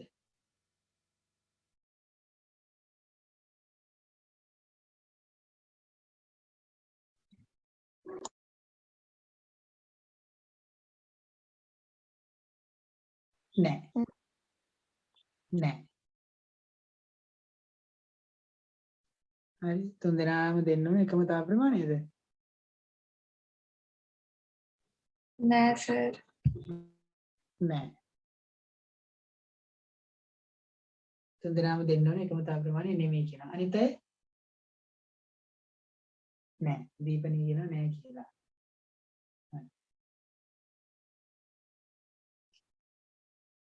හැබැයි එක සෙල්සියස් අංශකින් ඉහළ ලංවන්නේ. හරි සෙල්සියස් අංශක 1කින් ඉහළ ලංවන්නේ. නිරෝෂ කියනවා නෑ කියලා. good. ගොඩක් අය නෑ කියනවා. ඇයි? මේ තුන් දෙනාගේ ස්කන්ධ වෙනස්. තේහස නෑ කියනවා. සපුයි නෑ කියනවා. හරි? නේ? සෙල්සියස් අංශක 1කින් ඉහළ ලංවන්නේ. නේද? හරි. එතකොට මෙයාලා සෙල්සියස් අංශක 1කින් ඉහළ ලංවන්න දියෙන්න තාප ප්‍රමාණය එකිනෙකට වෙනස්. ඇයි තුන් දෙනාගේ ස්කන්ධ වෙනස්. එතකොට දැන් මේ තුන් දෙනාම යකඩ. තුන් දෙනාගේම යකඩ. හැබැයි තුන් දෙනා ගත තාප ප්‍රමාණය වෙනස්. එහෙනම් යකඩවල තාප ධාරිතාව මෙච්චරයි කියලා කියන්න බෑ. ඒ කියන්නේ වෙනස් ස්කන්ධයන්නේ. ඉතින් යකඩවල තාපදාරිතාව කියලා අගය කරලා අපිට එන්න බෑ. ඒක හරි අවුල් වැඩක් වෙනවා අපිට. ඒ නිසා මේ තාපදාරිතාව වර්ධක් කරනකොට ඔක වඩා ප්‍රශස්ත විදිහට කරනවා. කිලෝ ගණන් ගන්න බෑ. විද්‍යාඥයෝ කියනවා අපිට කිලෝ ගණන් ගන්න බෑ. ඔබ ගන්න 1 කිලෝ එකක්. යකඩ නම් යකඩ කිලෝ එකක්. ඇලුමිනියම් නම් ඇලුමිනියම් කිලෝ එකක්. ප්ලාස්ටික් නම් ප්ලාස්ටික් කිලෝ එකක්. කිලෝ එකට කියන ලස්සන නමක් තියෙන ඒ විදිහට මතක තියාගන්න එක ලේසි. කිලෝ එකට කියන නමක් තමයි 1 කිලෝග්‍රෑම් කියන නමක් කියන විශිෂ්ට කියලා. එහෙම නිකන් මතක තියාගන්න. ඒතර වල අර්ධකයෙන් කඩපාඩම් කරන්න ලේසි. ඒ හින්දා. හරි? නේ? ඒක කිලෝග්‍රෑම් විශිෂ්ට කියලා කියනවා. ඕනෙම එකක කිලෝ එකක් ගන්න. එහෙනම් වස්තුවක නේද? හරි? උෂ්ණත්වයේ සෙල්සියස් එකකින් ඉහළ නම් නේ. හැබැයි වස්තුව කොච්චරක් තියෙනවද? හරි? කිලෝ කිලෝ එක වස්තුවක කිලෝග්‍රෑම් එකක ස්කන්ධය. උෂ්ණත්වය සෙල්සියස් එකකින් ඉහළ නැංවීමට අවශ්‍ය තාප ප්‍රමාණය යයි මොන තාපදාරිතාව? කිලෝ එකක් නේ. දාන විශිෂ්ට තාපදාරිතාව. මොකද තාපදාරිතාව කියලා කිව්වොත් එයාගේ ස්කන්ධයක් කතා කරන්නේ නැහැ. ඒතර ඒක හරියට භාවිතා කරන්න හරි අමාරුයි. හරි? ඒක තමයි විශිෂ්ට තාපදාරිතාව කියලා කියන්නේ. හොඳයි. දැන් තාපදාරිතාව ස්කන්ධයක් කතා කරන්නේ නැහෙනි. ඒ නිසා තාපදාරිතාව කියන එක අර්ථයක් කරන පුතේ එම්බෙදීම තීත. ඒ කියන්නේ ස්කන්ධයේ බෙදීම උෂ්ණත්වය. ඔක තමයි තාපදාරිතාව කියලා කියන්නේ. තාපදාරිතාව C සමාන ස්කන්ධයේ බෙදීම උෂ්ණත්වය. ඒතර මේ ස්කන්ධෙම ඉන්නේ කිලෝග්‍රෑම් කියන එකකින් උෂ්ණත්වයම ඉන්නේ සෙල්සියස්. එහෙම නැත්නම් කෙල්වින්. මම කැමති එකෙන් බලන්න. ඒතර තාපදාරිතාව ඒකක වෙනවා. හරි? තාපදාරිතාව ඒකක වෙනවා. කිලෝග්‍රෑම් කෙල්වින්ට. හරි. එහෙම නැත්නම් කිලෝග්‍රෑම් හරි කිලෝග්‍රෑම් නේ. හරි? මේ මාරු කරා මම ලියපෙක මේ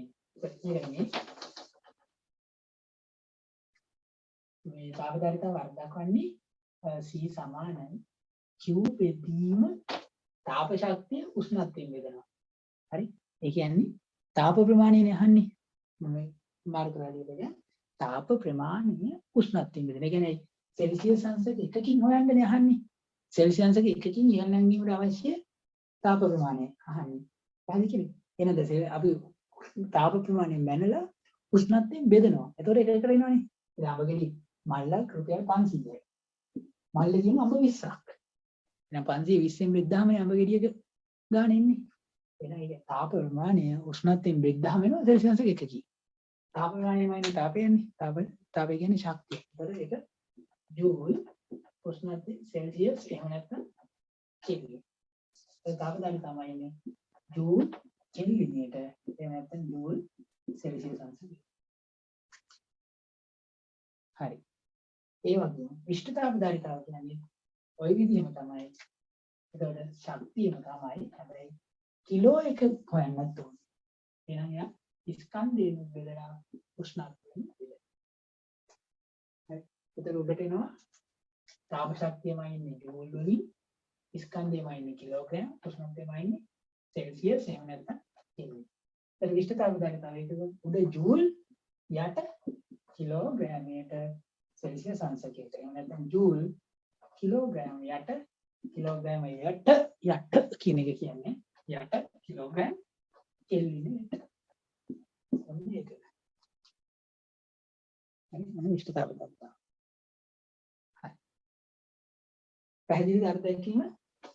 වස්තුවක ස්කන්ධය කිලෝග්‍රෑම් එකක ස්කන්ධය සෙල්සියස් අංශක එකකින් ඉහළ ගන්න කොච්චර ශක්තියක් අවශ්‍යද? ඒක එයාගේ විශිෂ්ට තාපදාරිතාව. දැන් කිලෝග්‍රෑම් එකකින් ඉහළ ගන්න එක දන්නවනම් කිලෝග්‍රෑම් 10කින් ඉහළ ගන්න කොච්චරද කරන්නේ? ඒක 10න් වැඩි කරනවා. නේ? හරි දැන් අපි කිලෝග්‍රෑම් එකක අගේ අපිට විශිෂ්ට තාපදාරිතාව ඒක C කියලා හිතන්නකෝ. කිලෝග්‍රෑම් එකකින් ඉහළ නංවන්නනේ. කිලෝග්‍රෑම් එකකින් ඉහළ නැංවීමට අවශ්‍ය තාප ප්‍රමාණය. එහෙනම් කිලෝග්‍රෑම් 10 ගහන්න මොකද කරන්නේ? 10න් වැඩි කරනවා. එහෙනම් කිලෝග්‍රෑම් m ප්‍රමාණයකින් නම් m ගෙන් වැඩි කරනවා. හරිම ලේසියි. සෙල්සියස් අංශක එකකින් ඉහළ නැංවීමන්නේ. එහෙනම් සෙල්සියස් අංශක 10කින් ඉහළ නංවන්න නම් 10යි. 20කින් නම් 20ෙන් වැඩි කරනවා. ඒක තමයි සමීකරණය නැහැ. අටපාඩම් කරන්න ඕනෙත් නැහැ. ඒ විෂ්ඨතාව ධාරිතාව කියන්නේ එකකට එක ස්කන්ධයකට එක උෂ්ණත්වයකට. m ස්කන්ධයකට m ගෙන් වැඩි කරනවා. θ උෂ්ණත්වයකට θ ගෙන් වැඩි කරනවා. මේක කියන්නේ ස්කන්ධය මේක විෂ්ඨතාව ධාරිතාව මේක උෂ්ණත්වය θ. මේ තමයි තාප ප්‍රමාණය. එහෙනම් අපිට කියන්න බෑනේ පුතේ මේ තාප ප්‍රමාණය කියන එක සෙල්සියස් වලින් එක ශක්තියක් නේ. සෙල්සියස් කියන්නේ උෂ්ණත්වයමයි නේ. ඒක කියන්නේ. ඒක අපිට මේකෙන් තමයි ගන්න තියෙන්නේ. ඉතින් හරි. එක එක වස්තුන්ට විෂ්ඨතාව ධාරිතාව එකිනෙකට වෙනස්. දැන් අපි ගත්තොත් එහෙම ජලය රත් කරන්න ටිකක් වෙලා යනවා. නේද? ඒ කියන්නේ ජලයේ විෂ්ඨතාව ධාරිතාව ගොඩක් වැඩි. හරි. දැන් අපි ගත්තොත් එහෙම යකඩ කැලක් ඉච්චර වෙලා යන ටක් ගාලා රත් වෙනවා. එයාගේ විෂ්ඨතාව ධාරිතාව ගොඩක් අඩුයි. ඒ කියන්නේ අඩු තාප ප්‍රමාණයක් ගන්න. ජලයේ ගොඩාක් ඉහළ විෂ්ඨතාව ධාරිතාවක් තියෙන නිසා ජලය හොඳ සිසිලන කාරකයක්. ඒ අපේ ඇඟේ තාපේ ජලය උරා ගන්නවානේ. ඒතර අපේ වැඩි තාප ප්‍රමාණය අඩු ජල ප්‍රමාණයකින් උරා ගන්නවා. නම් මේක ලියාගන්න. ඉතින් පුංචි ගණන් තියෙනවා ඔයාලගේ පොත්වල ඕනේ තරම්. හරි. දැන් හිතන්න කොහොමද? ඔන්න කිලෝග්‍රෑම් 10ක්. හරි? හරි. හරි කිලෝග්‍රෑම් 10ක ස්කන්ධයක් ඇති. අපි හිතමු තඹ කියලා. තඹ වල විෂ්ඨතාව ධාරිතාව පුතේ 400යි. 390යි. නමුත් අපිට ලේසියට අපි 400යි කියලා ගන්නවා.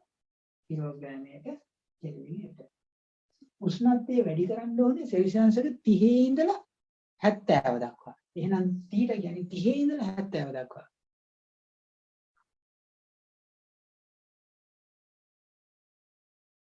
හරි. 30 ඉඳලා 70 දක්වා. එහෙනම් θ කීයද? 30 තියෙන එකක් 70 වැඩි කරනවා. එහෙනම් θ 30 ඉඳලා 70ට. සෙල්සියස් අංශක 40යි. 40යි. very good. එහෙනම් 70 වෙන 30. එතකොට කියන 40. කෙල්වින් වලින් ගණන් කරනකොට කෙල්වින් 70 ඉඳලා කෙල්වින් 30යි 30 ඉඳලා කෙල්වින් 70. එහෙනම් තාප ප්‍රමාණය කීයද කියලා හොයන්න කියනවා. හොයලා උත්තරේ කියන්න බලනකොට ඒ කියන්නේ තඹ තියෙනවා කිලෝග්‍රෑම් 10ක්. එයාගේ උෂ්ණත්වය කෙල්වින් 30 ඉඳලා කෙල්වින් 70ට වැඩි කරනවා. කෙල්වින් 30 කියන්නේ සෙල්සියස් නම් ගොඩක් අඩු වගේ නේ. හරි. මේ සමීකරණය චුට්ටක් පැහැදිලි කරන්න කියලා කියනවා. අනිත් දරුවෝ මේ ගාන හදන ගම මම ඒක ආයෙ පාරක් පැහැදිලි කරනවා. දැන් පුතේ C කියලා කියන්නේ වස්තුවක විෂ්ඨතාව ධාරිතාව. කිලෝ එකක ස්කන්ධය. කිලෝ එකක ස්කන්ධය සෙල්සියස් අංශක එකකින් ඉහළ නංවන්න අවශ්‍ය තාප ප්‍රමාණය. කිලෝ එකක ස්කන්ධය සෙල්සියස් අංශක එකකින් ඉහළ නංවන්න. ඒතකොට කිලෝ m ප්‍රමාණයක ස්කන්ධය වගේ ඒක m ගෙන් වැඩි කරනවා. අඹ ගෙඩියක් රුපියල් 10යි නම් අඹ ගෙඩි 10ක් 10 වරක් 10යි 100. නේ? මේ අඹ ගෙඩි m ප්‍රමාණයකට ඒක m ගෙන් වැඩි කරනවා. m c. සෙල්සියස් අංශක එකකින් උස්සන්නනේ. ඒ කියන්නේ 10ක් තියෙන එක 11ක් කරන්න. 20ක් තියෙන එක 21ක් කරන්න. 50ක් තියෙන එක 51ක් කරන්න. ඒක එහෙනම් අපි දන්නේ කීයකින් හරි θ ප්‍රමාණයකින් වැඩි කරන්න. එකකින් මෙච්චරයි නම් θ ගෙන් වැඩි කරන්න. θ ගෙන් වැඩි කරන්න. ඒක සමීකරණය mc θ. දැන් q සමානයි mc θ. q කියන්නේ තාප ප්‍රමාණය. තාප ප්‍රමාණය ස්කන්ධ විශ්ලේෂණය. අර සමීකරණ ගොඩනැගිච්ච තර්කේ තියාගෙන ඒතර ගාන පටලවලා දෙන්න බෑ අපිට. අපි q සමානයි mc θ කියලා බලලා තියාගෙන හිටියොත් අපිට ගාන පටලවනවා යාලා. එහි මෙහින් කැලි බැලි දාලා පටලවනවා. ඒතර මොකද? අපි කියනවාද මන් දන්නේ නැහැ කියලා එහෙම කියනවා. නමුත් මේ ගාන ෆැබ්‍රිකේට් වෙලා ගෙතිලා ආපු හැටි අපි දන්නවනේ මේ සමීකරණය ගෙතිලා ආපු හැටි. ඊළඟට අපිට පටලන්න බෑ. 1,60,000ක් ජූල්. Q වෙනවලු 1,60,000ක්. අනිත් අය බලන්න. යශෝද 1,60,000 යමාලි 1,60,000 16,000 1,60,000 1,60,000 සෙවිනි වෙන විතරක් නේ 160යි. 160යි කිලෝ. දිනාලි 160යි. සතුරු 160යි. දීපවානි 160යි. සේවිනි 160යි කිලෝ ජූල්. හරි. හරි.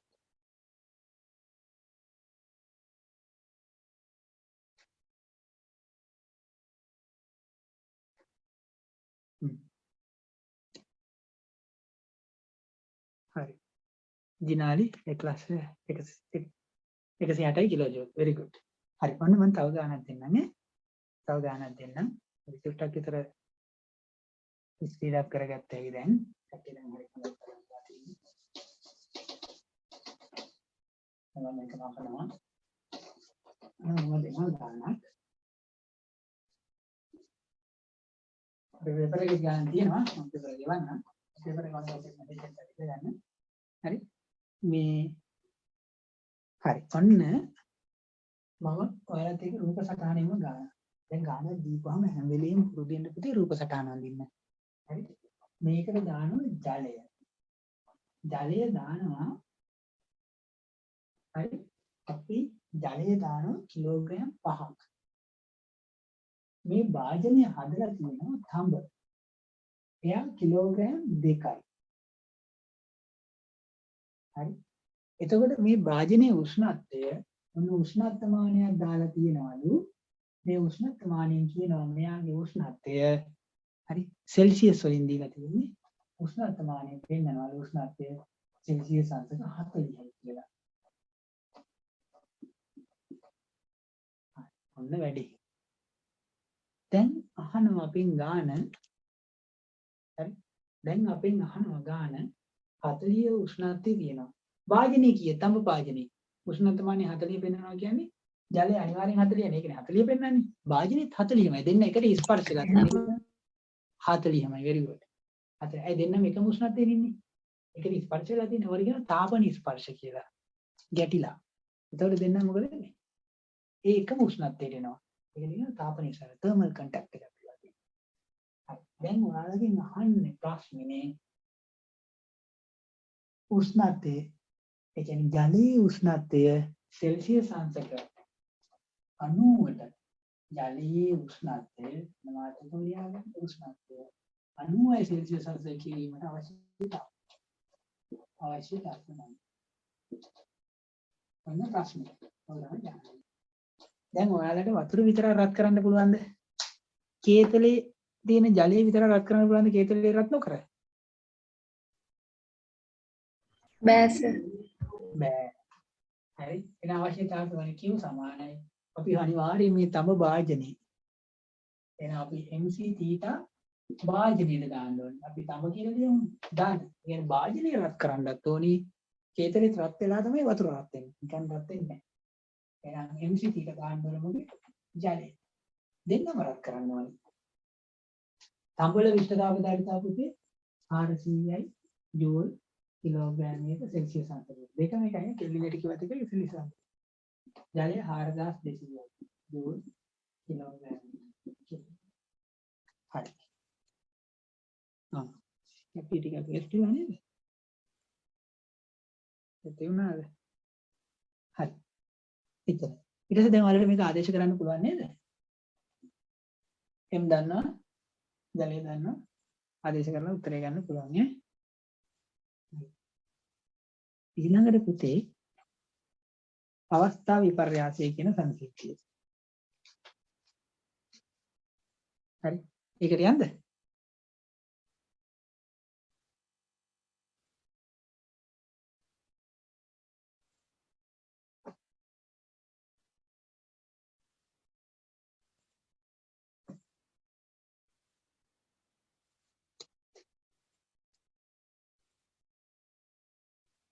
ඔයාලගේ නම ඉස්සරහින් වරහණකට ඉස්කෝලේ නම දාගත්තා නම් අපිට මේ ඇටෙන්ඩන්ස් එක ගන්න ලේසි. ඇටෙන්ඩන්ස් කියන එක හොඳයි ඉතින්. දැන් මගේ දැන් මම හස්පිටල් ගුරුවරයෙක් නේ. මම ඉතින් ඒකට ගිය අවුරුද්දේ ඇටෙන්ඩන්ස් හොඳටම තියෙන ළමයින්ට තමයි විභාගෙට එන ප්‍රශ්න ටික දුන්නේ.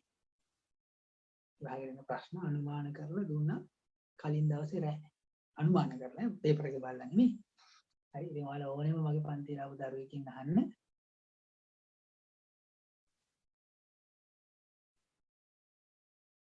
මේ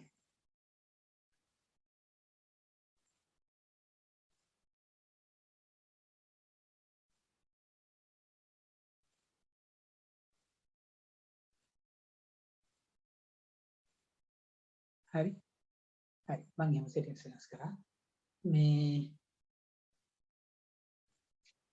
ඉතින් මේ ඇටෙන්ඩන්ස් හොඳටම තියෙන ළමයිට තමයි දුන්නේ ඉතින් ඔයාලට ඕන නම් ගිය අවුරුද්දේ මගේ අයියා කෙනෙක්ගෙන් අක්කා කෙනෙක්ගෙන් අහන්න කොහොමද දීපු අනුමාන ටික කියලා. ඉතින් ප්‍රශ්නෙම දුන්නා අය ප්‍රශ්න මේකමයි එන්නේ කෙලිම කිව්වා. ඒක ඔක්කොම මේ විදිහටම තිබුණේ. ඒ කියන්නේ පේපර් එකේ ප්‍රශ්න තියෙනවා 8ක් 8න් එකක් කියලා කනවට හරියන එහෙම නෙවෙයි ප්‍රශ්න ඔක්කොම තියෙනවා. ඒවා ගත්ත හතරම කිව්වා මේ හතර. රචන මේවමයි කියලා කියන්නේ. ලොකු සිලබස් එකක් නේ උසස් වෙලා නේද? එමෙන්න කාට වුණත් කියන්න පුළුවන් නේ. මේ වගේ ප්‍රශ්නයක් තියෙන්න පුළුවන් කියලා. පේපර් එකේ කොහේ හරි මේ ප්‍රශ්නේ තියෙන්න පුළුවන්. ඒක ඕනෙම දෙයක් සිලබස් එකේ පිට ප්‍රශ්නයක් පේපර් එකේ නෑ. එහෙම අනුමාන නේ මම කියන්නේ. පොයින්ට් එකට මේ හරි මේ පාර දැන් මම ඇත්තටම උසස් පෙළ ගුරුවරයෙක් නේ. ඒ උසස් පෙළ පේපර් එක තමයි මම කියන්නේ භෞතික විද්‍යාව. සාමාන්‍ය පෙළ එකත් මේ දිනාලියම අහලා තිබුණා මගේ ගෙසින් මොනවද එන්නේ කියලා. ගෙසින් නැත්නම් බැලුවේ නැහැ. ඉතින් තව කල් තියෙනවා නෝනා මම බලලා කියන්න. හරියට මොනවද එන්නේ කියලා. අය කියන්නේ නේද? අයියලා කරා මගෙන් ඉල්ල ගන්නකො නම්බර් එක මම කියන්න කොහොමද දුන්න ප්‍රශ්නේ.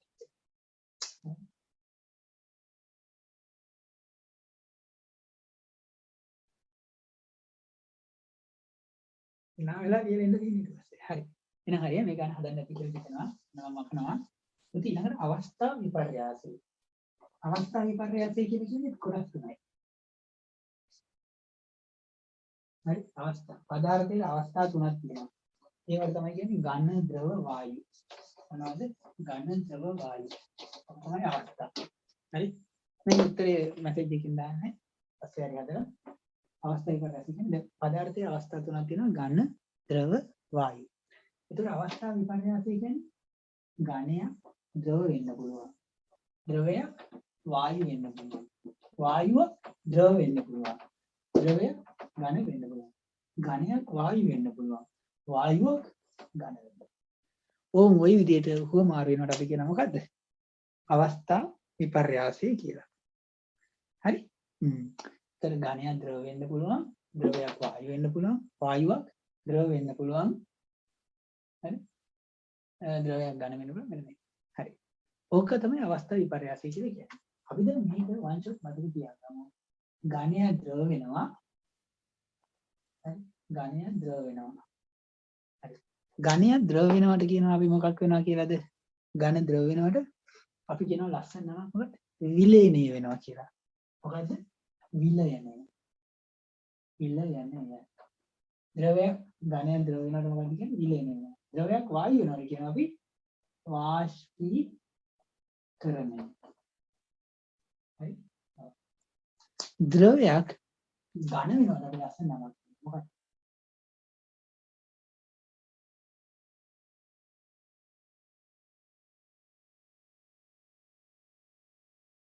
හිමායනය. මොකද්ද? හිමායනය. වායුව ද්‍රව වෙනවට අපි මොකද්ද කියන්නේ? මම කියන ඔක්කොම ඒව නෑ මම හිතන්නේ කමන්නේ. ද්‍රවීකරණය. ද්‍රවීකරණය. හරි. හරි.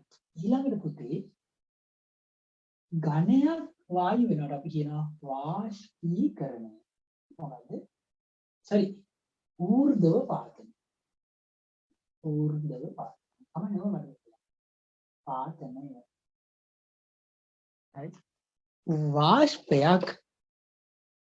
වාෂ්පයක් ඝන වෙනවට අපි කියනවා ඝනී භවනය.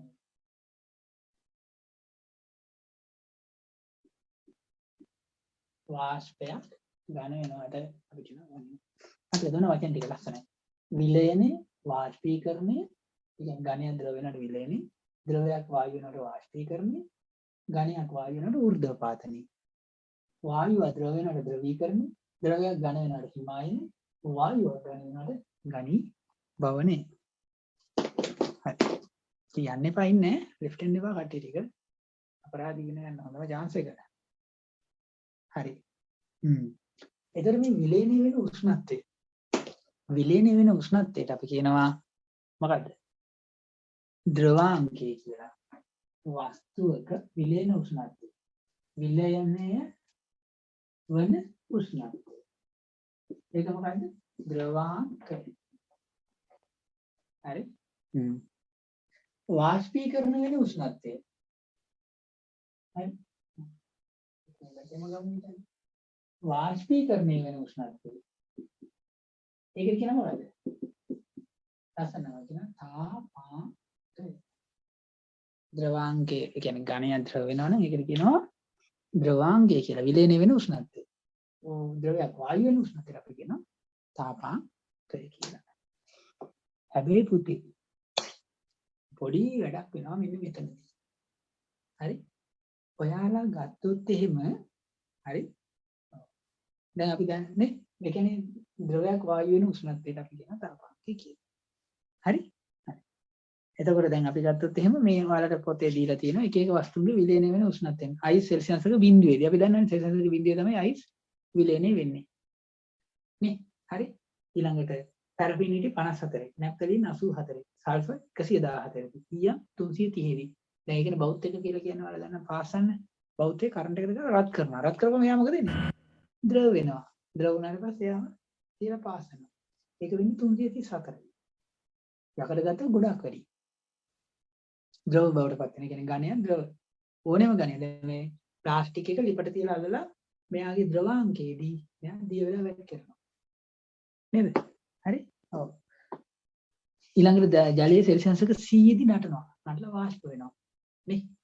ඈ එතකොට අපි ගත්ත ඔයාලා දිය තියෙන එතනෝල් මධ්‍යසාර උෂ්ණත්වමානයේ තියෙන උපරිම සෙල්සියස් එක 75ට විතර. අයි දැන් 78 දී උෂ්ණත්වමානයේ වාෂ්ප වෙනවා.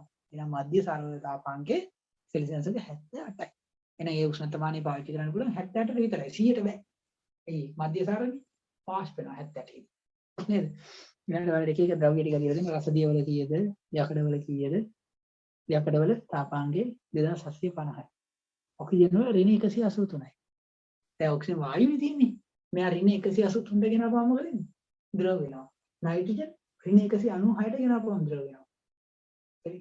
හරි කාබන් ඩයොක්සයිඩ් 15ට ගෙනාවම ද්‍රව වෙනවා. හරි. ඊට වඩා 15ට ගෙනාවම ඝන වෙනවා. අර ගිනි නිවන උපකරණ වල කාබන් ඩයොක්සයිඩ් ඝන කරලා ගබඩා කරලා තියෙන්නේ. හරි. ඒක ගොඩක් විස්තරකින් කතා කරන්න අමාරුයි. ඒතර දැන් වල ද්‍රවාංකයේ තාපමානය ගැන අහසක්. එළෙන උෂ්ණත්වය ද්‍රවාංකයේ වාෂ්ප කරනවා. හැබැයි පොඩි මැජික් එකක් කරනවා. ඔයාලා ගත්තොත් අයිස් හරි ඔන්න අයිස් කියලා හිතන්නකෝ. අයිස් වෙන අයිස් වෙන අයිස්. අයිස් කුට්ටියක් තියෙනවා.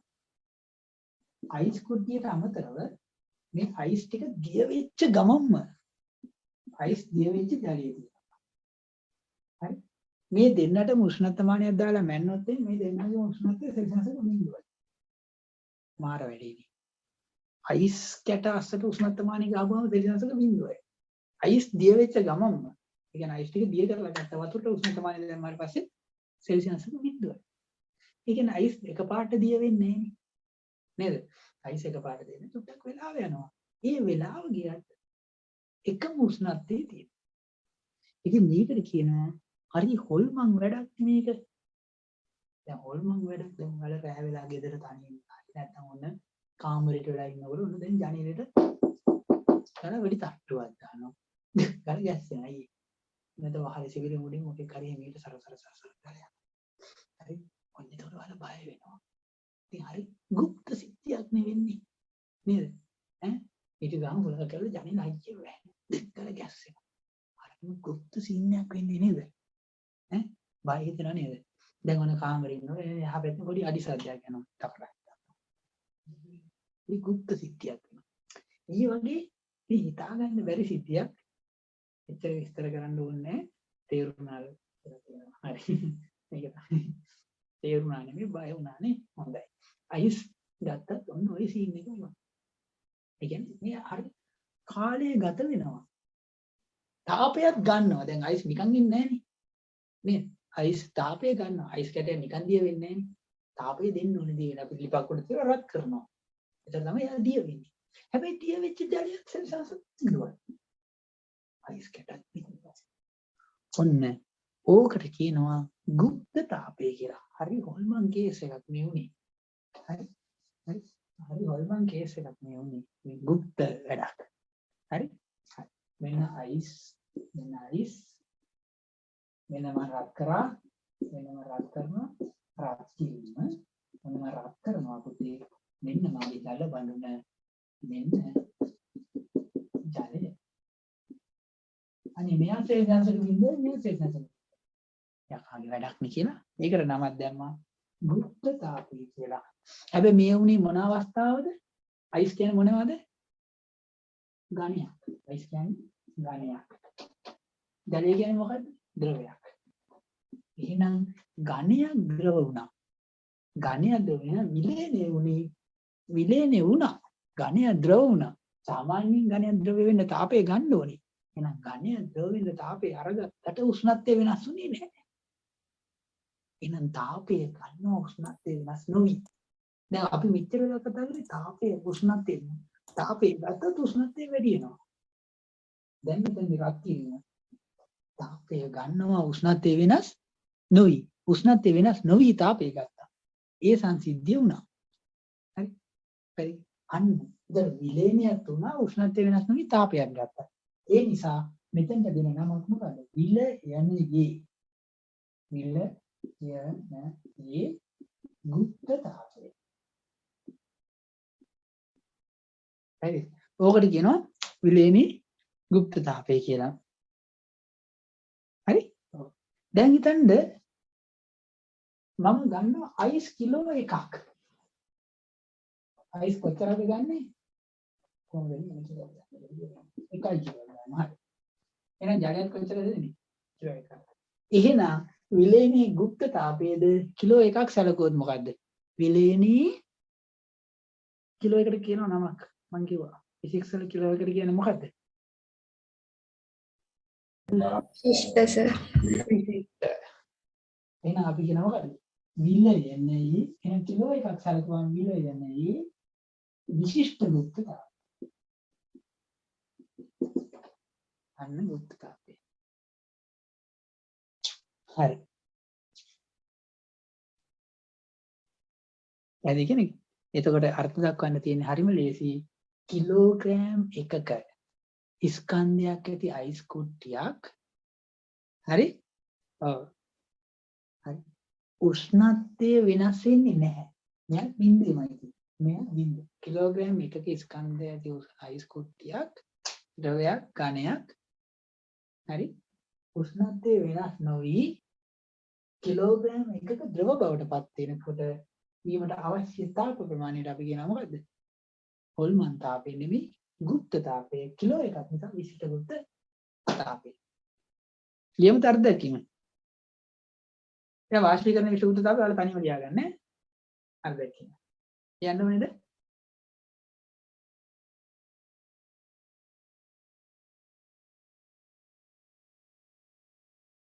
කියන්න ඕනේ අර්ධකින් මාත් එක්කම. මේක චුට්ටක් කොනන් ඇඳ ගන්න. ඔව්. එපා.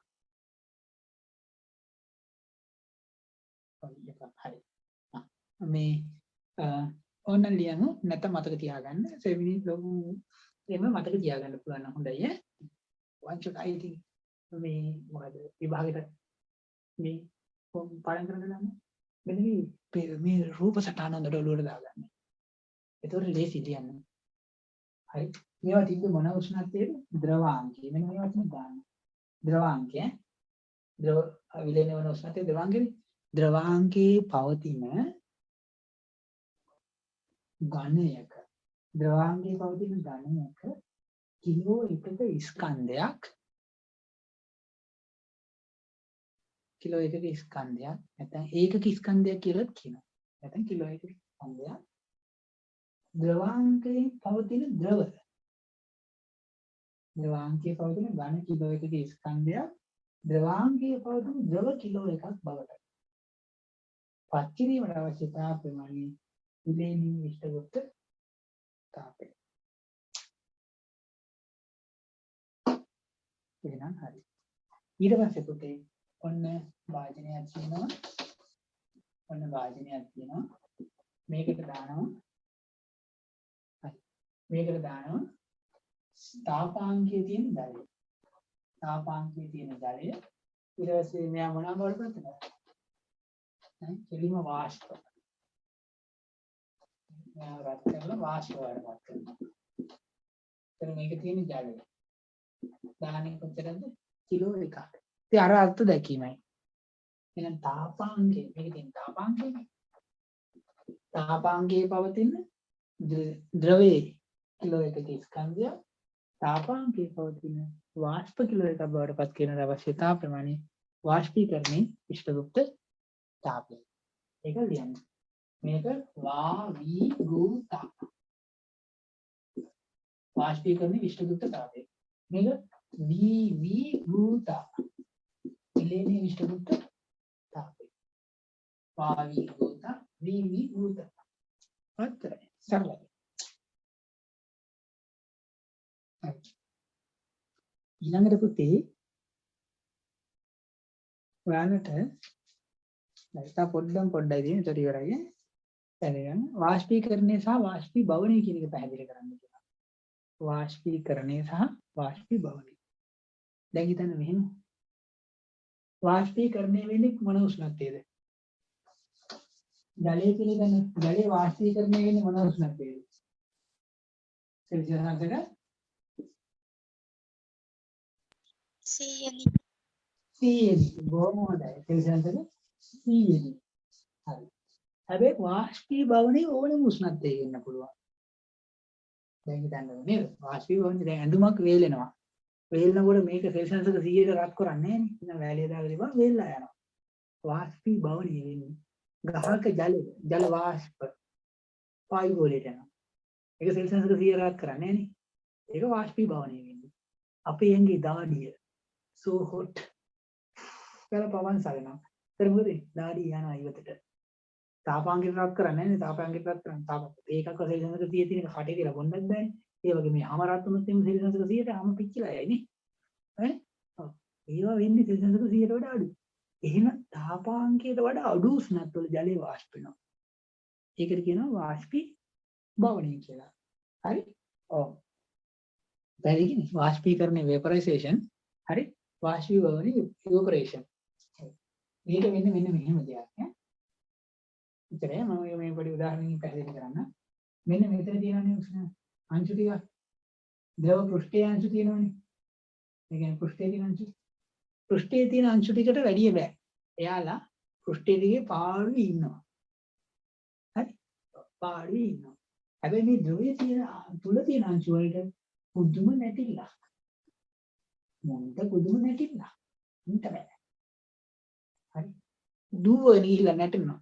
හරියට මෙයාලා ඉන්නේ නිකන් හරියට ගැට්ටක වගේ. හිතන්න කොහොම පන්ති කාමරයක හරි ධාරේ ඉන්නවම අයිනේ. හරි? අයින් දිගේ හිටගෙන ඉන්නවා. හරි? ඔව්. හිටන් ඉන්නවා. දැන් හිතන්න මෙහෙම. දැන් හිතන්න ඔන්න මෙහෙම නිකන් සරල ගහනවා. ඔන්න දොර තියෙනවා. පන්ති කාමරේ ඔන්න දොර මේ ඇතුලේ ළමයි ටික ඉන්නවා. හරි? මෙන්න මෙතන ගුරුවරු දෙතුන් දෙනෙක් කතා කරගෙන ඉන්නවා. දැන් ඔන්න ඉන්ටර්වල් එකේ බෙල් එක දෙනවා ටන් ටන් ටන් ටන් ගාලා බෙල් එක වැදුනා දුවන එළිය. හරි. මොකද දැන් අර ගුරුවරු දෙන්න තුන් දෙනා දොර ගාවට චුට්ටක් ඉස්සරහින් කතා කර කර ඉන්නේ. ළමයි ටික රොත් වෙනවා මෙහෙම. දුවගෙන එනකොට මොකද වෙන්නේ? අර ගුරුවරුන්ගේ දෙන්නේ තුන් දෙනෙක් හැප්පෙනවා. හැප්පුණේ කවුද කියලා හොයන්න බෑ. හැබැයි හැප්පිලා ගුරුවරු ටික මොකද වෙන්නේ? මෙහෙට එලා මොනවද මේ ළමයින්ගේ තියෙන පුදුම දැඟවිල්ල කියලා බයිනවා.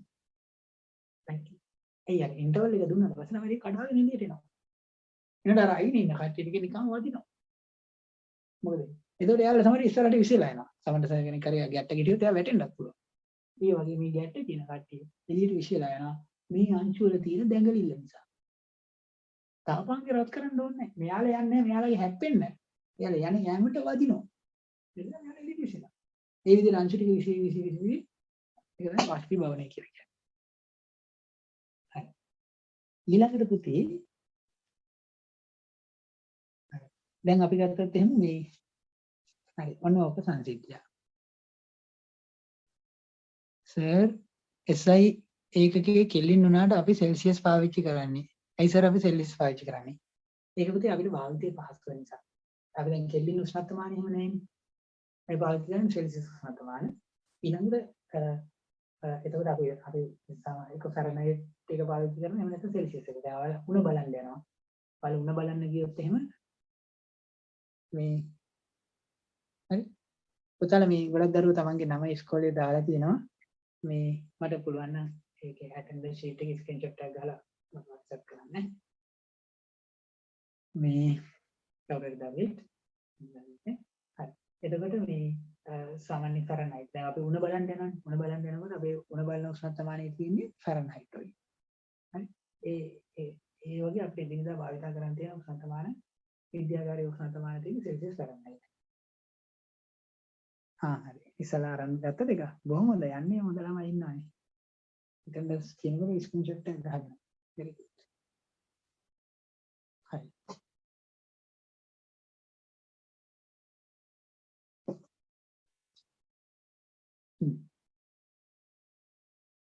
හරි. ඊළඟට තාපජ ප්‍රසාරණය. හරි. ඉතින් මේ රත් වෙච්ච වස්තුව මොකද වෙන්නේ? ද්‍රවයක් වුණත් වෙන්න පුළුවන්. ඝනයක් වුණත් වෙන්න පුළුවන්. වායුවක් වුණත් වෙන්න පුළුවන්. රත් වෙනකොට මොකද වෙන්නේ? මෙයා ප්‍රසාරණය වෙනවා. ප්‍රසාරණයලා පුපුරලා යන්න පුළුවන් නේ. ටයරයක් එහෙම ගත්තාම. හරි. දැන් ඝන වස්තුවක් වුණා රත් වෙනකොට පුපුරනවා. හරි. මේ ප්‍රසාරණය වෙනවා. පුපුරනවා. ප්‍රසාරණය. දැන් ඔයාලා ගත්ත තියෙන රේල් පීලි. හරි. දුම්රිය පීලි දෙකක් අතර පොඩි හිඩසක් තියලා තියෙනවා. අයියේ. දවල් වෙනකොට මේ පීලි දෙක රත් වෙනවා. හරි. මේ පීලි දෙක රත් වෙනවා. රත් වෙලා මේ දෙන්න ප්‍රසාරණය වෙලා ආවෙනවා. හැබැයි මේ රේල් පීලි කියන නම පොඩි චුටි කතන්දරයක් මතක් වුණා. මම ඒකත් කියන්නද? පොඩි කාරණාවක්. උදේ ඔය රේල් පීලි හරහා පාරවල් තියනවා නේද? පාරවල් සහ අචින්ත CCC රේල් පීලි හරහා පාරවල් තියෙන්නේ. ඒතර පාර හරහාට නේ කලර් ලයිට් එකක් තියෙනවා. කලර් ලයිට් එකක් තියෙනවා. එරාම එක පරි. ඉතින් මේක වෙන්නේ ඔටෝ. රේල් පීලි යකඩ කෝච්චිත් යකඩ නිසා. හරි. ඉතින් මේ කෝච්චිය මේ එනවා මෙන්න මෙහෙම කෝච්චිය රෝද යකඩනේ. කොහොම එනවා මේ කෝච්චි පාරේ දිහා. ඇවිල්ලා කෝච්චිය මේ පැත්තට එනවනේ. ඒතකොට පිටිපස්සේ කෝච්චි පෙට්ටි මේ පැත්තේ. මේ පැත්තේ තව කෝච්චි පෙට්ටි තියෙනවා. ඒතකොට මෙන්න මේක මොකද වෙන්නේ? කෝච්චිය හරහා සම්බන්ධ වෙනවා. සම්බන්ධ වෙනකොට මොකද වෙන්නේ?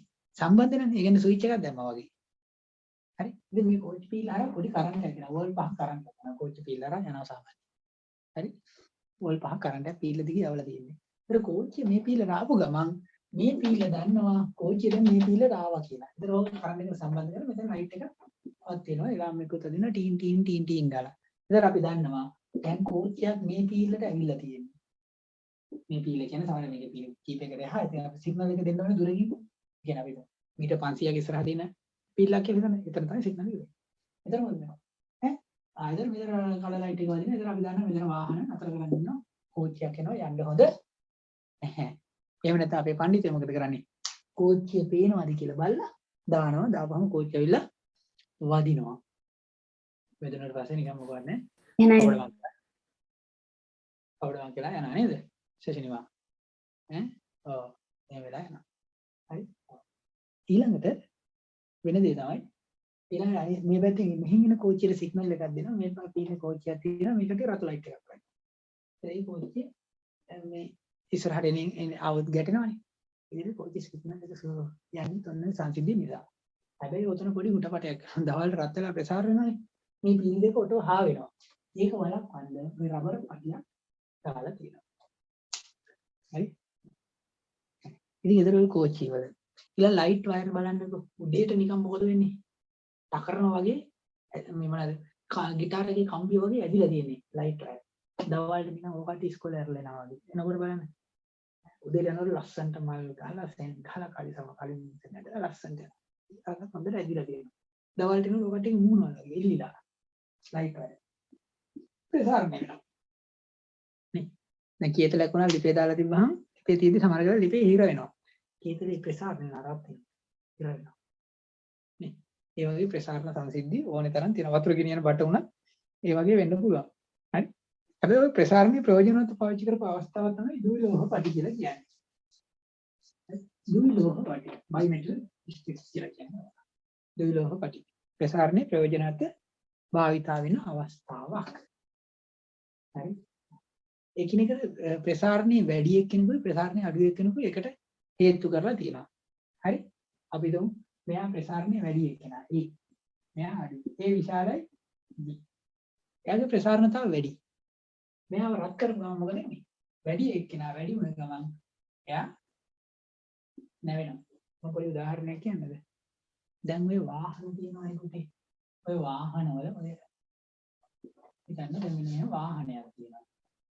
ඕකෙන් වලට ඔක තේරෙනවා ලස්සනට.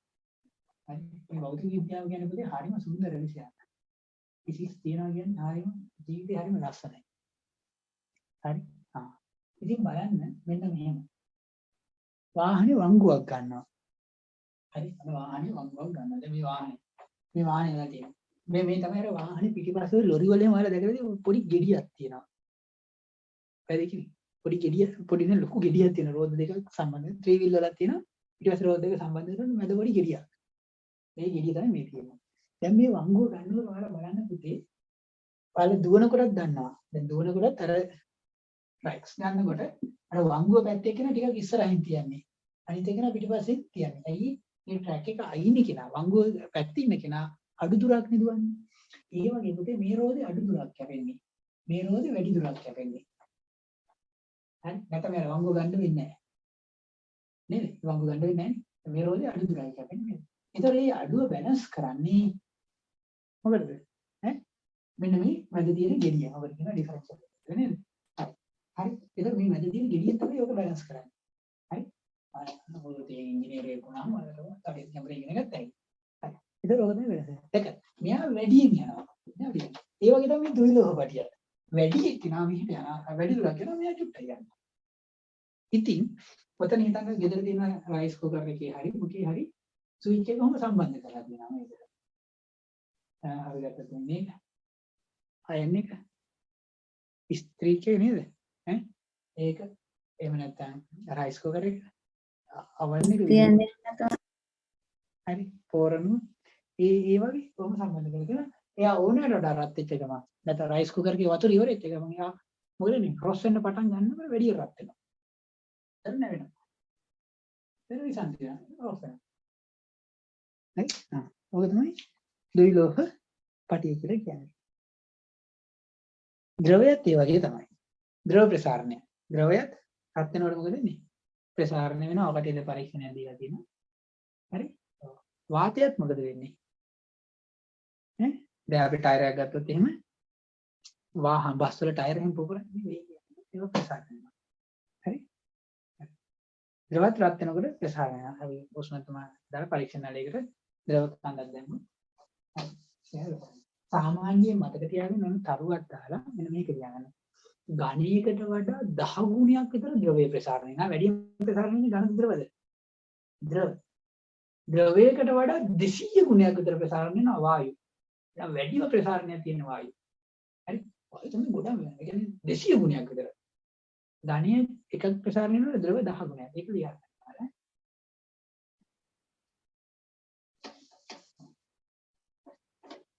ඒක වායු 200 ගුණයක් විතර ප්‍රසාරණය.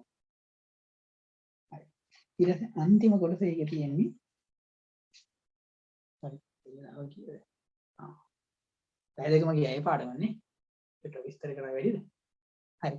අපි ඊට තව පැය භාගයක් වැඩි කරලා ගන්න පුළුවන්ද? අරගෙන ලීසිච්ච වෙලා යන විදුලි රසායන ඊළඟට කරමු කෙනෙක්ෂි පාර්ට් එක. හරි.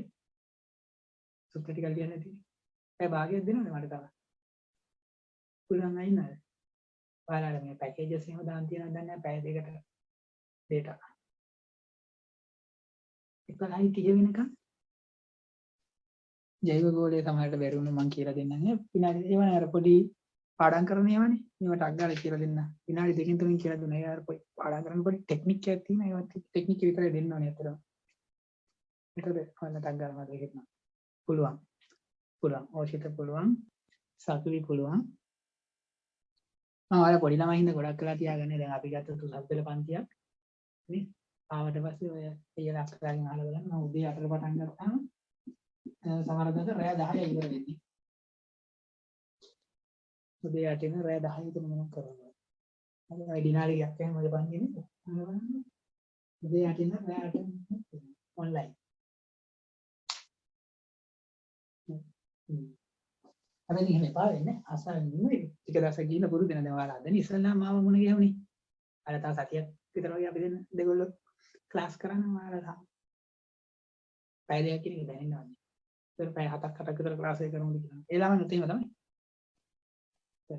පැය 8ක් විතර වැඩි කරන්නේ කියලා අහනවා තව ඊට මෙතන විස්තර කරන ලස්සන කතාව කියලා කතන්දරේ හැදිලා එන හැටි කියලා නේද අපි චුට්ටක් ඉන්නද කතා කරේ නේ භාගයට මේක ප්ලෑන් කරන්නේ ඉගෙන ගන්න නෙවෙයි නේ ඒකයි පුළුවන් කියලා ගොඩක් දරුවෝ කියනවා එහෙනම් අපි චුට්ටක් එක්ස්ටෙන්ඩ් කරන වෙලාව 11යි 30 ගත්තා හරි ඊට පස්සේ මේ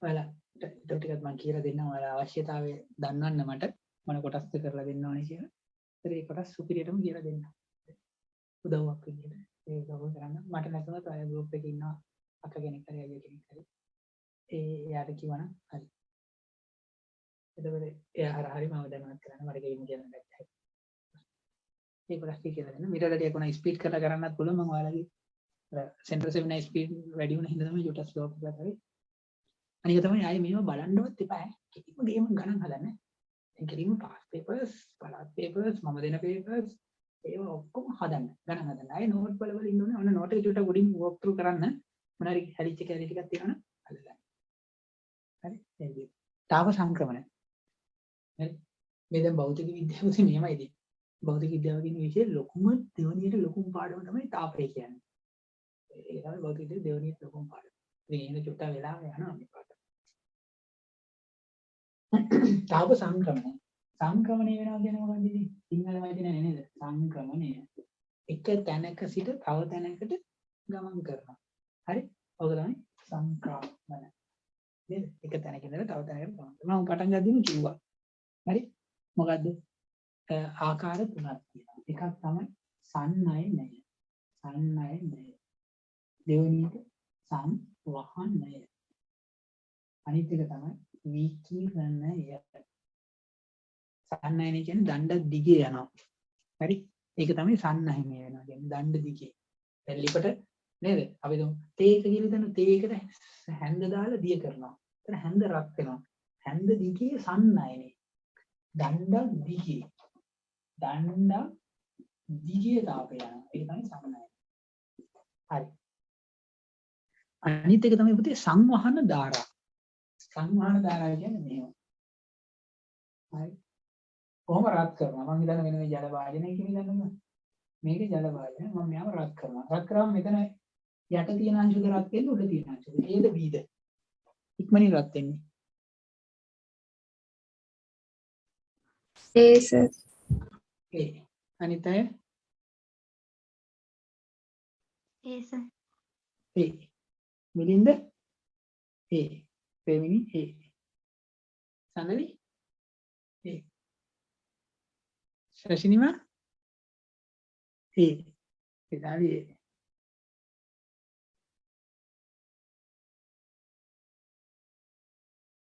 හරි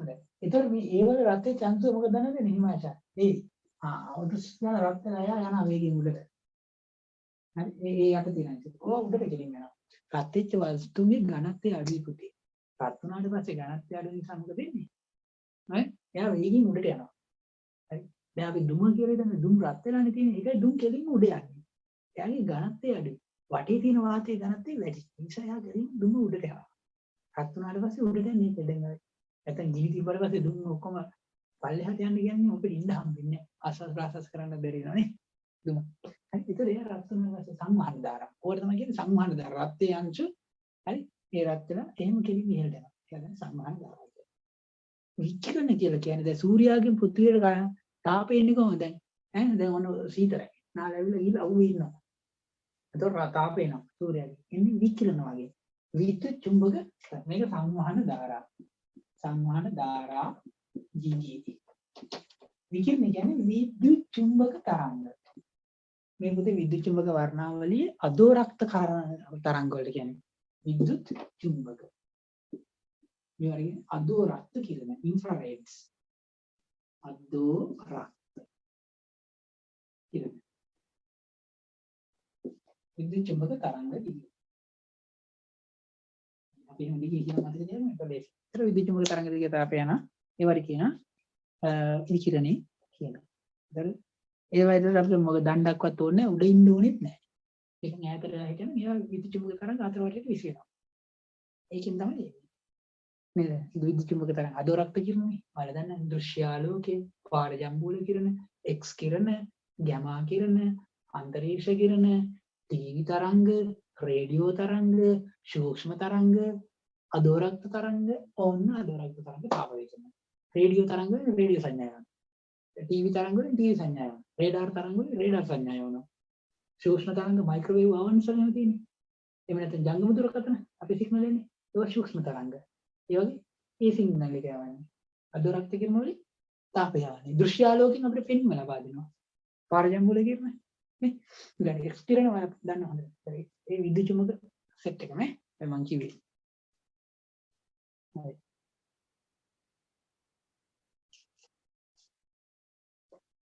හරි ඊළඟට පුතේ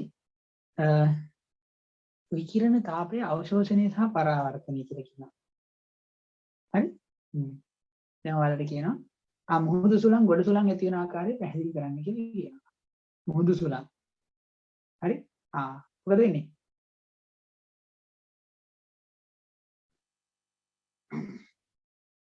හරි?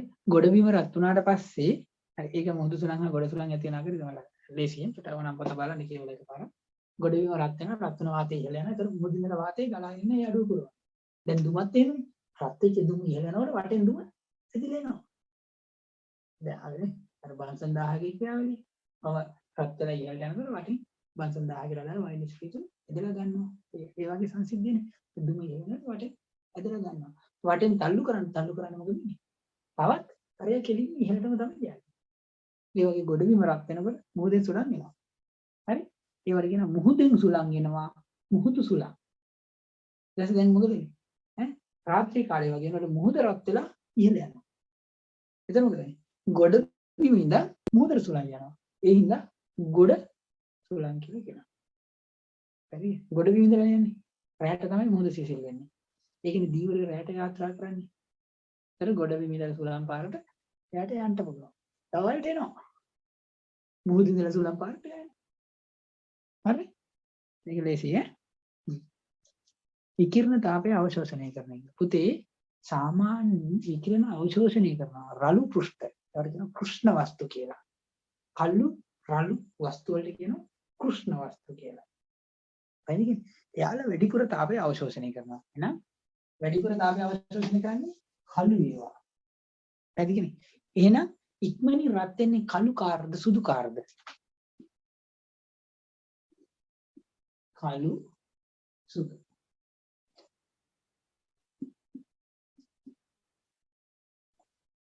වැඩිපුර ඉක්මනින් රත් වෙන්නේ. වැඩිපුර තාපය අවශෝෂණය කරන්නේ කළුද සුදුද? මැසේජ් එකකින් හරි. කළු.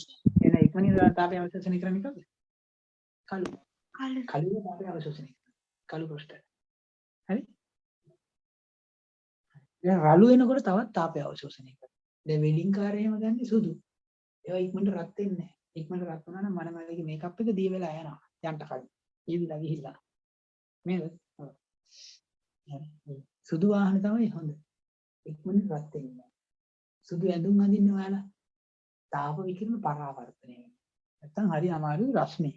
අලු ඒවා අඳිනකොට හරි අමාරුයි. රළු ප්‍රශ්න ඒවා අමාරුයි. තාප විකිරණ වැඩිපුර අවශෝෂණය කරනවා.